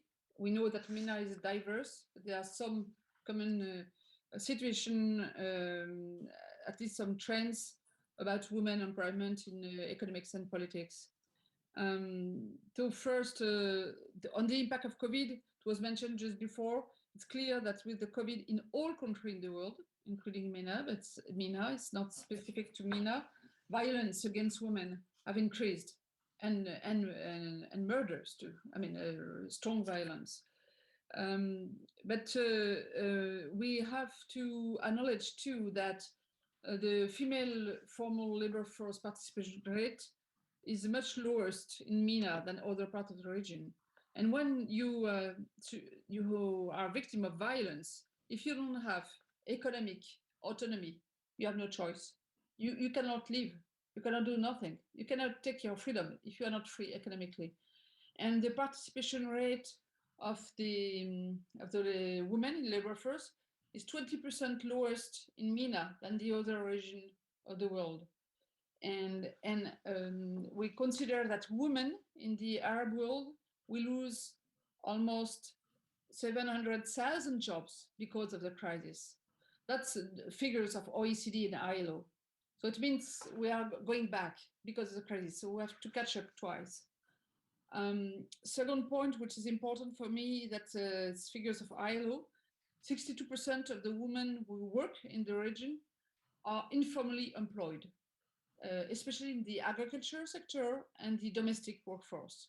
I mean, they have no recognition, no social protection, and they have been hurted very strongly by the crisis, disproportionately with the other.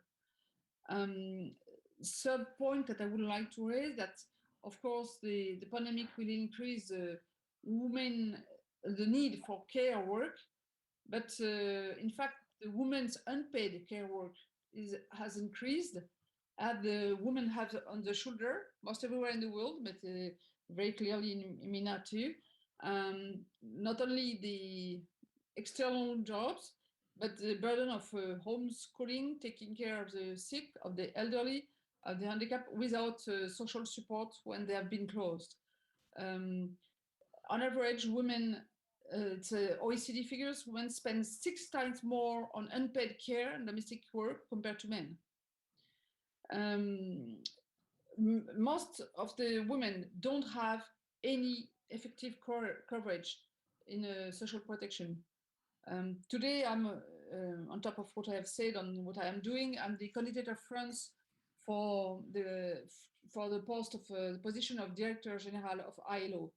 Why? Because one of my big topics in my program is about women. It's why, and I thank you, Chiara, and all the team of Women Forum. The Women Forum is supporting me in this candidacy. You have to know that 6 out of 10 workers in the world, and it's true in MENA, have no social protection at all. It's 4 billion people, because if you can include women and children who don't work, as we say, they work, but not they're not recognized. And this topic is exacerbated by the crisis. I'll say domestic violence has increased, and UN Women reported that 1/3 of the married women in the MENA region have experienced intimate partner violence at a point of their life.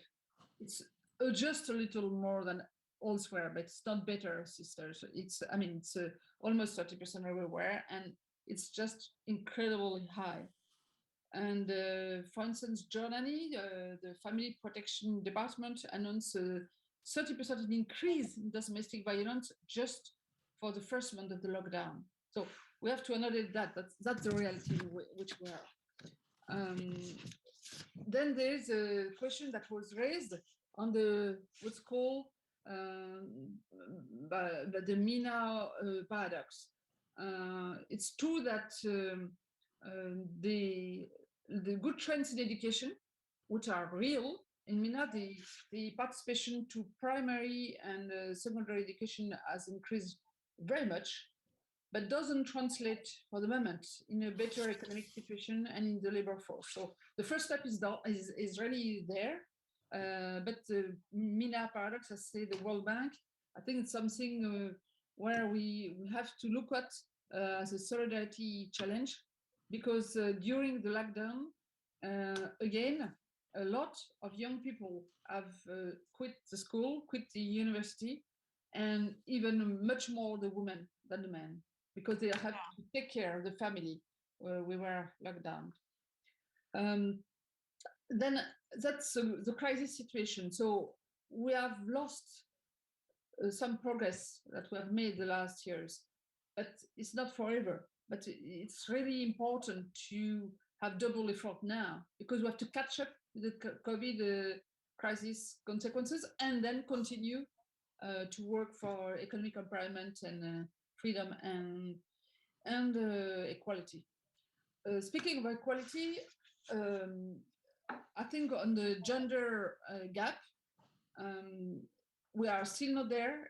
There is no country in the world, and I say it humbly, because as a Minister of Labor, I led and implemented a law for gender equality, equal pay, equal opportunities of careers, an index to measure that every year. It's public, and sanctions to companies who don't do it. And we are making progress. We are making progress. And making progress is not yet 100% the equality. I'm confident we can get there over time, but it's true that we are not there today. And the education was a big part in MENA, and now we have to go. We have to see how it can translate in the economic domain. We in the previous panel, and in this panel we spoke of the increased women's participation in politics, and the so-called Arab Spring has helped a lot to increase women's participation in politics. I mean, in the region, when you make the average, okay, it's a big differences, but the region of MENA, it was less than 10% of membership in parliaments. Today, 17%. So it's clearly increasing, and we can speak of Lebanon and Tunisia, where it's the progress are very significant in governments and in parliaments. So several, but it's not only on in the politics, I would say. It's also on the cash transfer and social protection. I will give the example, for instance. in Lebanon and in Egypt, where in Egypt the monthly payment to women community leaders in rural areas have increased a lot. So here and there are some initiatives of governments or parliaments that go in a very strong direction. Thank you, just to finish, I would just say that this is not only a question of matter of justice, it's a question of economy and development economic. The ILO, the IMF, the World Bank, and the OECD show that MENA could add 3 trillion to regional wealth if women were participating to the economic world much more. So it means that today a big loss in economic growth is linked to the lack of women. So we have to go for equality for us, I would say, as a woman. It's a question of social justice. It's also a huge potential to increase the regional potential GDP. And I think is why empowering women is a question for women and men. I hope some men are listening to us, and that our role is to convince them that we do that not only for us, but also for them and our daughters and our sons.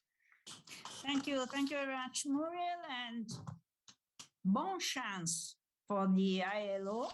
I need your support. We need women in charge. Marina Sereni, you are still there.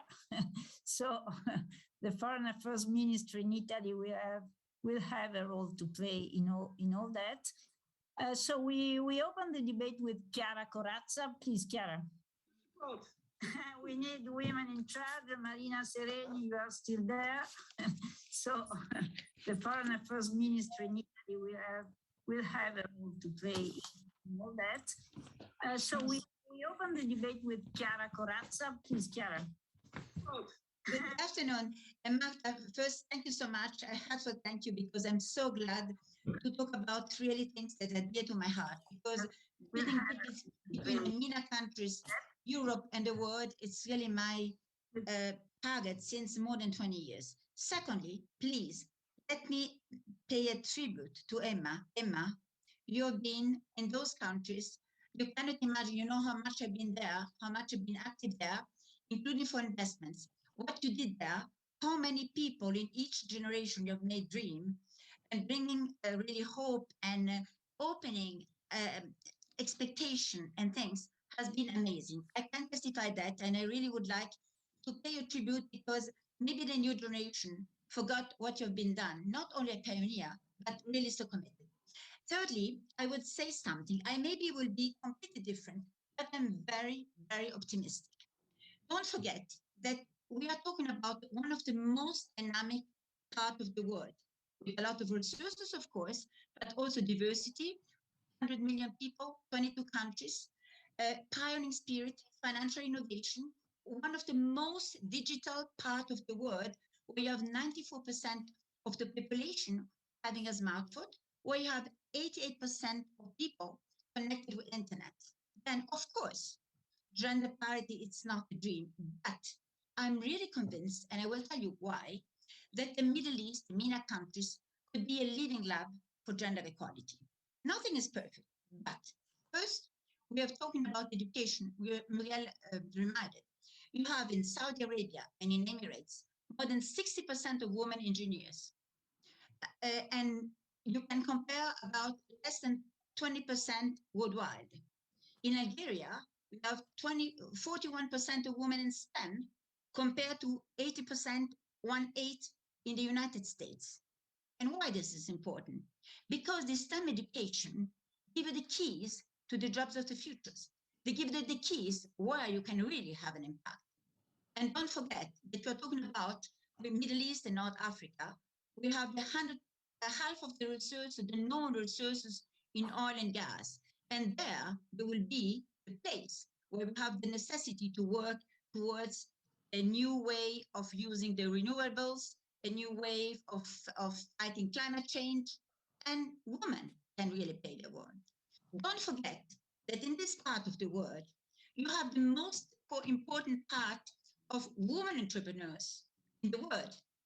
women entrepreneurs who own and led their own business.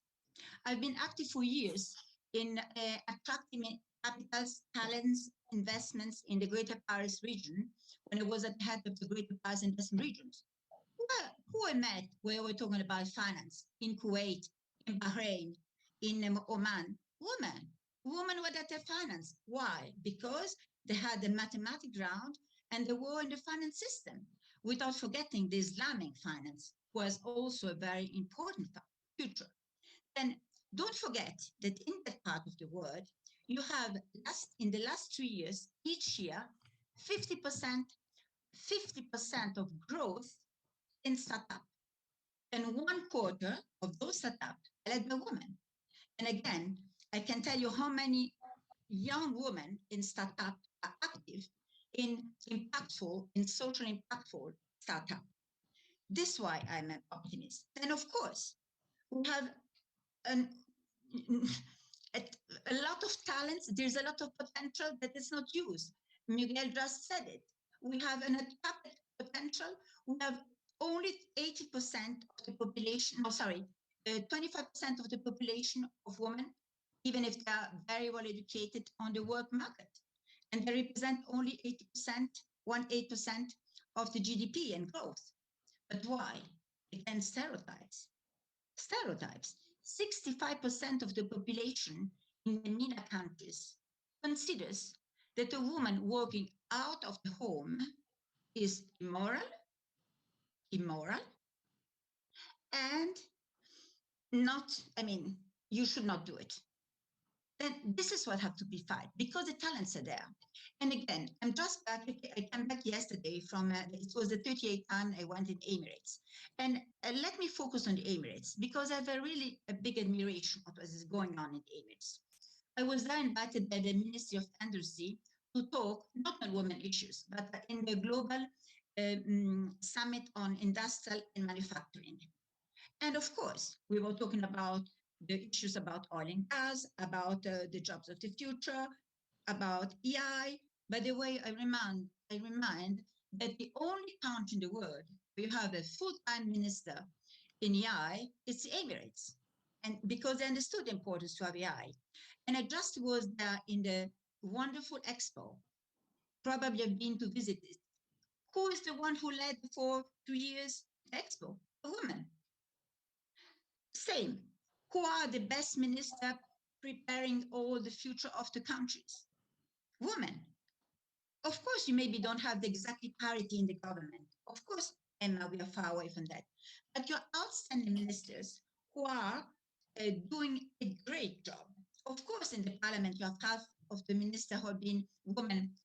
We have the parity that have been appointed by the governments. They're not there.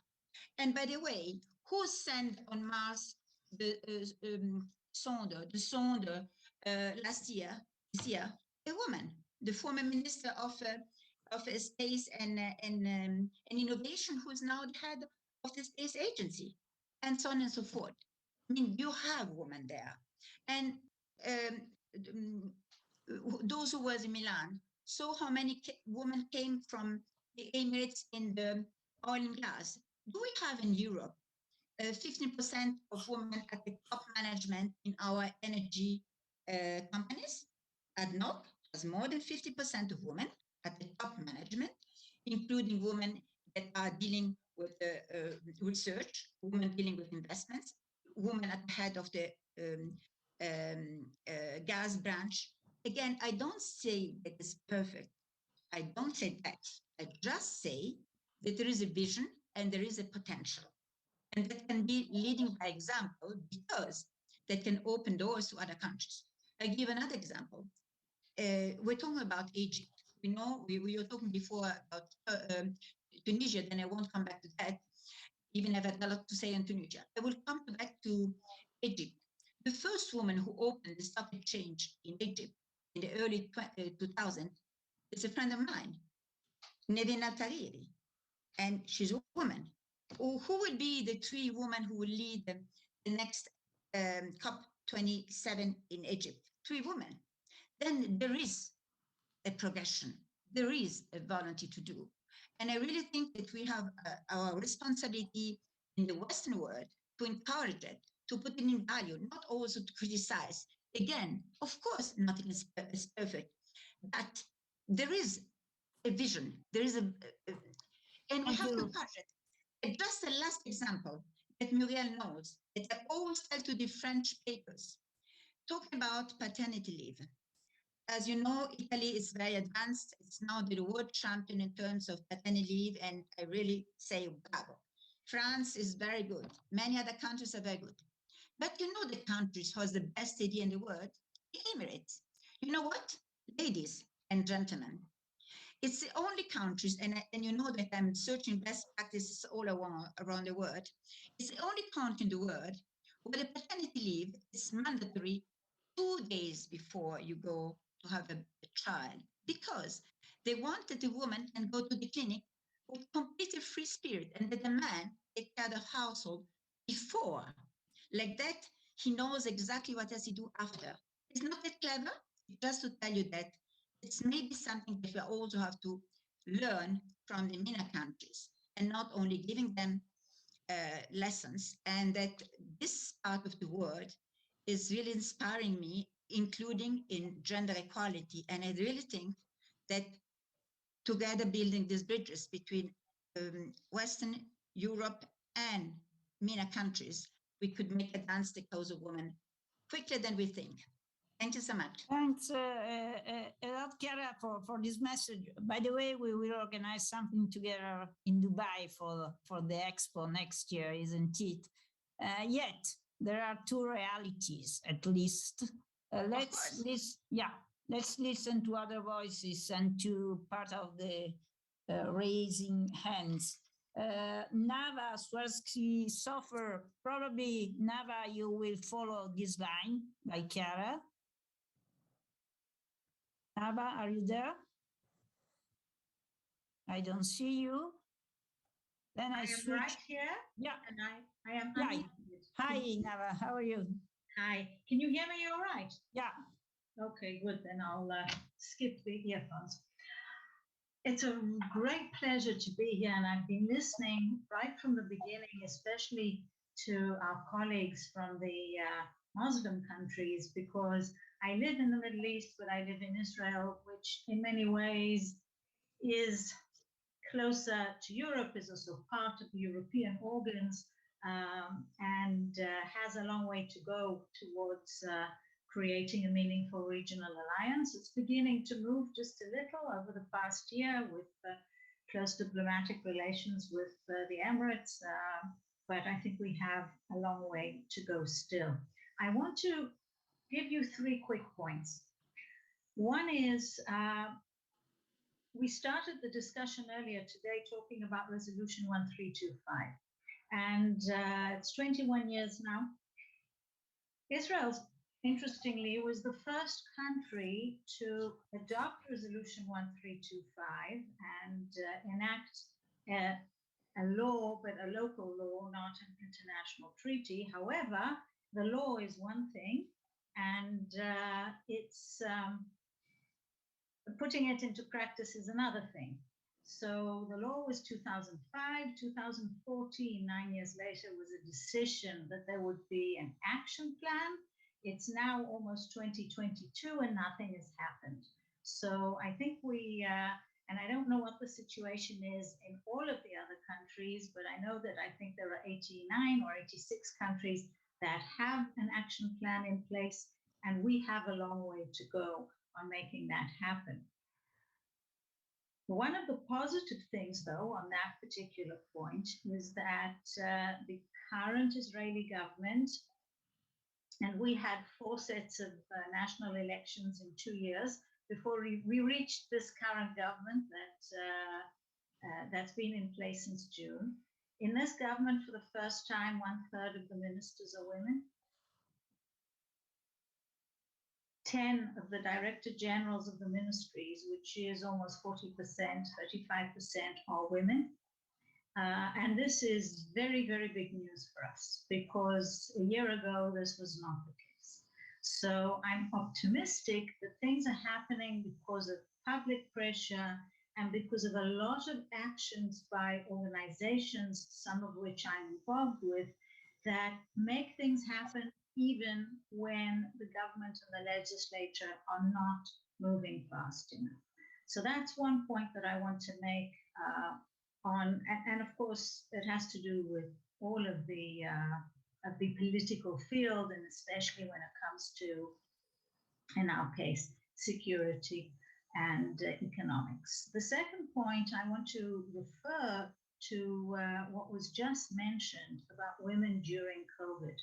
We've seen, I've seen just recently figures for the past year. We had figures for 2020. I've now seen some for 2021. And as you can imagine, the economic impact on women was far greater than it was on men. We bore the brunt of the difficulties of lockdowns, and we've already had 4 waves of COVID. Hopefully we won't have a 5th, but we had several lockdowns, and there was a very big economic impact in the general economy. What hasn't been impacted at all is the high-tech economy, which is a big part of what happens here, and that's been booming, as you know, around the world and here as well. But the economic impact on women, the need to address that in a different manner is still being discussed. I haven't seen enough measures on that in Israel or in other countries, and I'd love to hear what more we can do. The third point that I wanted to raise, and again for discussion, is something that Marta, you and I have discussed on other occasions, but that is women in decision-making roles in the economic arena. Because of course it's all related. It's not just security and peace, but economics. And as you know, I've been involved for quite a number of years now with the issue of women on boards and decision-making roles. Just to give you an idea, we rank 19 out of the 26 OECD countries on which there is data when it comes to the percentage of women on the boards of publicly traded companies. That's not inspiring. It's about 22, 23%. And what troubles me is that it's not moving. It's been static for the past 5 years or so. So there is no trend here. It's just static. So one of the things that we're pushing very hard for is legislation, because I'm afraid we are not the UK. In the UK, they managed to move the needle very significantly without legislation. And I see that's Val, Marta, but yes, in many ways, yeah, the UK. But I think it's not going to happen. We have a piece of legislation at Parliament at the moment, and I'm very hopeful that we'll be able to push that through. Yeah, Difference. Nice to see you. In the UK, no legislation, and also not so much women, to be honest. And it's not a standing example, the UK. When it comes to the boards of publicly traded companies, they are now at almost 50%. Really? Made a huge, but not in executive positions. Not in executive positions yet. Yeah. In any case, thank you, Nara. You will be back. Doa Wadi, I have on my list of hands. Please, you have the floor. You are from the Business Women Forum in Palestine, isn't it? The executive director. Please, Doa. Thank you. Thank you, Marta, for having me over this astonishing, really ladies, and the experience around the table. And this is the 3rd time being in the Women's Forum. This is an honor, to be honest. Ms. Marielle touched base on most of my speech, because it is related, the relationship between the economic and the political. And this is our expertise at BWF, and we try as one of the leading organizations empowering women economically, which we highly believe that this is the first step towards going everywhere. If you are economically independent and empowered, you will have your seat. They will invite you to the table. And from taking this into consideration, we were so optimistic since '93 after Oslo Agreement, of course. And, you know, with the Palestinian situation changed, with the first Intifada, women movement played a major role. And then PNA built institutions, adopted laws, held elections in '96. 5 women were elected at that time at the legislative elections. But after 25 years, going and looking back, today there's a large gap between the real representation for women on the ground, economically and politically, and the size of their contribution related to their size on both political and economic situation. Unfortunately, we have many of the business women who are empowered, who are prize holders, who are part of Aspen Institute, who are representatives here and there, but you can see it internally. It's not reflected in the Palestinian political arena. We tried to work closely with business women after this kind of huge work over 15 years with different stakeholders, especially the access to finance.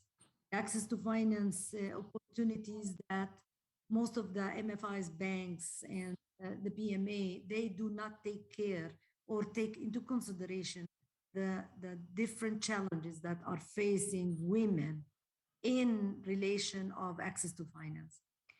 This is a topic we have to tap on it, especially after the Corona. Corona, I think, unfortunately took us, if it's not more than 10 years back, with startups, women entrepreneurs who moved slowly from the non-formal to the formal, even with the, let's say, women sharks in the business, they were harshly affected. These businesses, we were counting on these well-established, well-connected, with huge network. With these women, one day will be representing women and taking the needs and challenges facing women in the economy, women in the business sphere into the table. It's the same story when an organization like BWF forced its way to the table of the Palestinian Coordination Council for the Private Sector. It's the same old story wherever we go as women. You force your way to get there. It's not easy. Nobody will invite you if you don't force your way there. And in the Palestinian context, we all know, of course, with the continuity of the Israeli occupation as on the top of everything, still it constitutes the greatest dilemma in the Palestinian society. Also, the split of Gaza and West Bank. This is another dilemma that led to a lot of frustration and among Palestinian, and especially Palestinian women. Through Corona, before even Corona, you know, women issues always at the least on the list, always. There is more priority. They are not taken into consideration. The family protection law till this moment did not pass. The companies law, and with all the integration of gender issues that are related to encourage more women to start and to grow their business, also till this moment did not pass with the new version after the second revision. Still, when you look back, we say, for example, today, where do we stand? We stand with the political participation in or women in decision-making sites.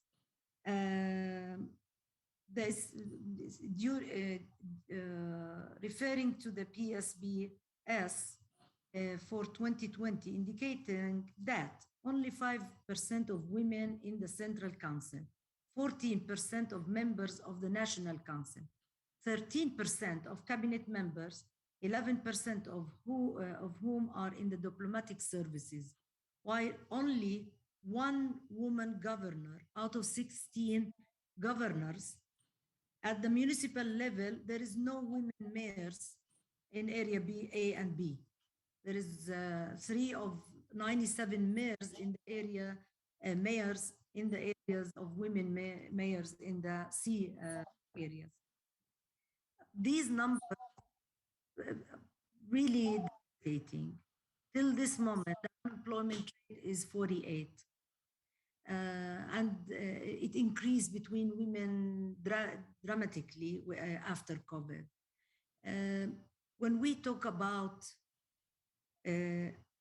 always, all studies relates to, we put the reasons of what is happening now or what is the situation, but taking really the solutions or the recommendation and turn them into policies, into regulations. Yeah, it's not there. Yeah, you're right. So, allow me to interrupt you a moment so as to be able to give the floor to the 4 last interventions I see on the screen. Emanuela Pozzan, first of all, from ILO. Are you on the optimistic or pessimistic side from your vantage point? Please, Emanuela. Marta, this is a very good question. I mean, I have lived and worked in the Middle East and the MENA region for 15 years.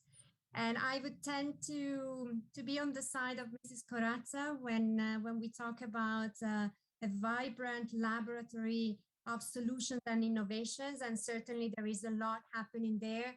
But I would also tend to be on the side of Mrs. Penico when she talks about structural barriers, which are common everywhere in the world, but that they are very well pronounced and very difficult to dismantle in the Middle East. And in particular, since a lot has already been said, I would like to stress a little bit more on a couple of points that were raised by Mrs. Penico. The overall care topic, which has been so much, put on the spotlight with COVID-19. But as a matter of fact, what are countries doing on the care economy, the overall package of care economy?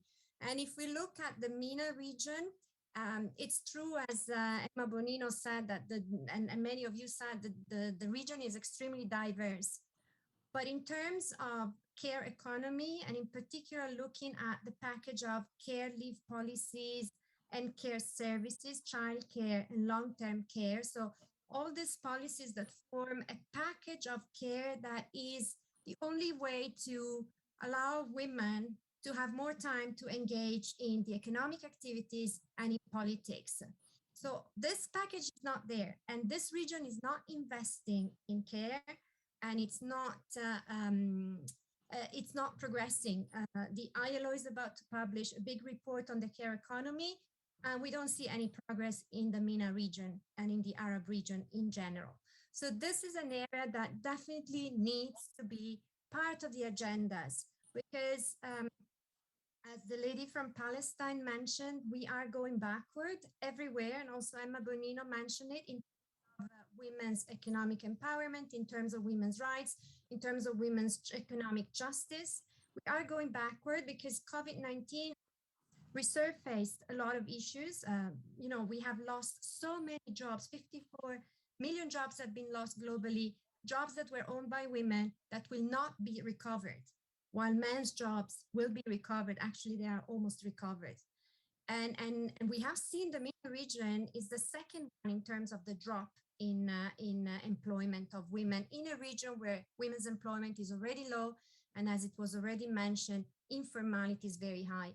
And if from one side, I do see the importance of entrepreneurship, we also need to have a bit of a responsibility here, because a lot of the programs that international organizations, bilateral cooperation push for is actually keeping women in the informal economy. So we have to be very careful in making the link with social protection. We need to provide also self-employed women, these women entrepreneurs, with maternity protection. And I agree, there are interesting developments. Someone mentioned paternity leave in the Emirates. I mean, paternity leave is almost inexistent in the Arab world. And if it is there, it's at the cost of the employers, including in the Emirates. So it's a good starting point, but there's so much that needs to be done to make sure that all this unpaid care work that women do, the majority of it is done by women, is actually redistributed. I mean, the MENA region needs to move away from this idea that care is a personal issue, it's a family issue, it's an individual issue. It needs to become a collective responsibility. And there's so much work that needs to be done in that front. And all Arab countries are more or less taking a very similar approach to care, with some exceptions. And this is an important point, Emanuela, no doubt about it. Just one thing, very briefly, building on the issue of violence and harassment, another area where we don't see major developments is, as you know, the International Labour Organization has adopted Convention 190 on violence and harassment in the world of work. 9 countries have ratified. There are more than 20 countries that are going through political processes. Nothing is happening in the MENA region in this regard. So as well, you know, we need to do more. We need to call for a very transformative agenda for gender equality. And it starts from care, it starts from violence and harassment. It looks at the world of work, and it looks at rights. Thank you, Marta, for the time that you've given me. And why my camera is not working any longer, but I'm here. Zineb Benjeloun, please.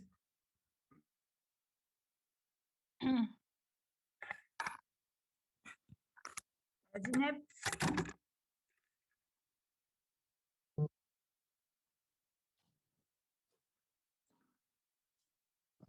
Zineb, you're muted. Yeah. You're Zineb, muted. you're... Marta, we're losing you. Yeah, I'm sorry. Zineb, we can hear you. We can't hear you. In the meantime, I give the floor to Salwa Zalul. And then, hi. I can speak now? Hi, now? Salwa. Yeah, we don't see you. I'm in my office, so I can't turn on the camera. So I put all my effort to participate with so huge mosaic of powerful women like you. I will be short and brief. I will talk about the MENA region, the disparity of the chances between some advanced countries and some other, not in the last of the rank, but some suffered from the wars, some suffering from the conflict, some suffering from the dictatorship of their governor. So I hope by my voice to collaborate together to put all the region in the same level. Because when it's not good in Tunisia, it will not be good in Italy or in France or in Lebanon. Because when it's not good in Libya, the migrant, all the problem of women and their children, when I speak for women, I speak also from their children who take the dark migration way to escape from poverty, to help their mothers, and to be a part of problem in the other side of the Mediterranean, the north side. So from here, from Tunisia, I hope that we all together work in a strategy to empower women economically, of course, but also for their rights. I will speak now for my country. Thank you for you. Thank you very much indeed. I try again with Zineb, please. I didn't continue my idea, please. Sawa, we really are very, very late. I will be short. Okay. Now in Tunisia, there is a great arsenal for legislation. Okay, we are emancipated from the date of Bourguiba in 1956. Okay, but now we are not in the good way to make the women in the right places, because all the designation for women are made to be beautiful and be quiet. Okay, we put women in positions, in high positions in Tunisia, without encourage them to make a decision, without empower them. So like a doll, you be quiet. Like decoration, you are here to be a part of this picture and not to make a change or be active. So yeah, this is very clear. Yeah, thank you. For the peace and for all the region. Thank you very much. Thank you very much. You made the same point, more or less, that Iman already made. It's very clear. Zineb?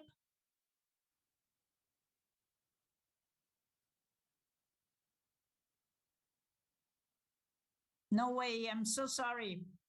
I'm sorry indeed. I give the floor to Yosra Kurda.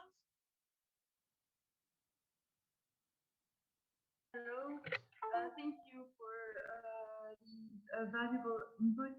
I just want to, as a law student, a researcher, and an activist in Tunisia, I just want to give another perspective about the Tunisian situation. Actually, well, actually, women were empowered since before the revolution. Meaning that like the like in the Bourguiba era, there was the code of personal affairs. We were the first Arabic country to prohibit polygamy in terms of human rights as well. However, there are major prosecutions against religious people to be condemned, actually. But in regards to women, I think that Tunisia was failing first, on so many levels.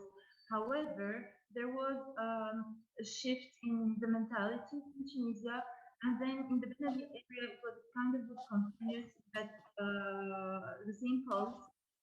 After the revolution, actually, I believe that we were kind of moving backwards. There were attempts to introduce an article in the constitution that says that women are complementary to men. There was an attempt to abolish, like not abolish, actually to get rid of the code of private affairs, which protects women's rights in terms of marriage and divorce, etc. And then, and also, there was actually an achievement in regards to guaranteeing the gender parity in the Constitution of 2014, but it wasn't applied thoroughly, unfortunately. No bills have been approved by the Parliament in terms of equality in heritage. And I believe that women actually were kind of instrumentalized in elections to gain more votes. The party that presents more women in their list were viewed as progressive, but most of these women never accessed the parliament, actually. There were, yeah. Okay.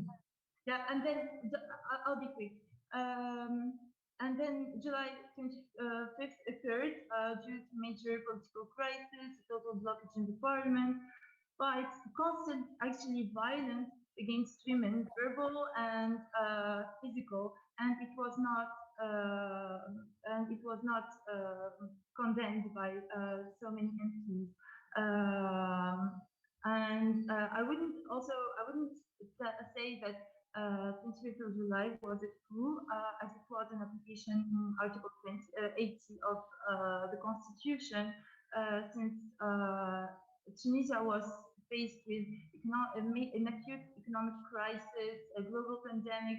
People were dying in hospitals. There were no oxygen, no medicine provided. And in terms of women's advancement, as you have cited already, we have the first female head of government. The government is constituted from a majority of women, sorry, but there are a lot to be done in terms of regulations, entrepreneurship, mentalities, etc. Thank you.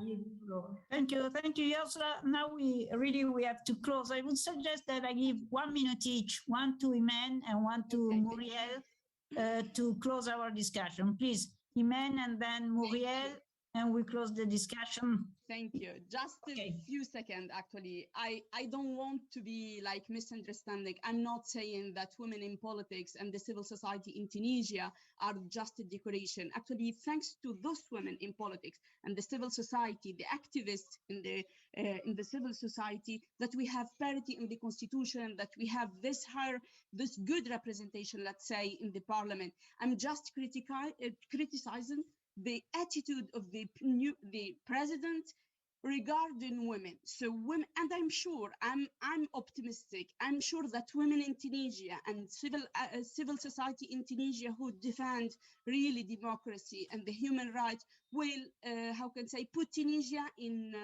the good way again for the for the democratic transition. So I'm not criticizing women. I'm just thanks all these women that really put Tunisia in this process of democratization, but I'm criticizing the way that the president instrumentalize women in the government or in general for justify his authoritarian attitude. So thank you, Martha. Thank you, Imen. This could be called the state feminism in a sense, in your interpretation. But Muriel, you have the final remarks of the entire day, please. Martha, I think that fighting against violence, having women economic empowerment, political empowerment, and building social protection and care system are intimately linked because it's lives, it's all our lives. And women everywhere in the world are intimately linked together. Together we can help each other and we can succeed. So let's stay connected. It's not finished, but we are there together. Thank you, Muriel, and thanks indeed to all of you. I think it was a great discussion, a lot of interesting issues on on Afghanistan in the first session, an important discussion on the region from an economic point of view, an interesting discussion on Tunisia. I think that we all felt the strength of women in any case. So I'm positioning myself on the side of optimists, if you wish, even if I think that Chiara went a bit too far probably, but in any case, let's hope so. And as far as Aspen Institute is concerned, I would like to thank again the ISPI, the big organizer of the Med Conference, the Italian Ministry for Foreign Affairs. And I'm looking forward to see many of you in Dubai, because we are going to organize at Expo an important event on women empowerment. Thanks to all and see you soon. Goodbye. Grazie.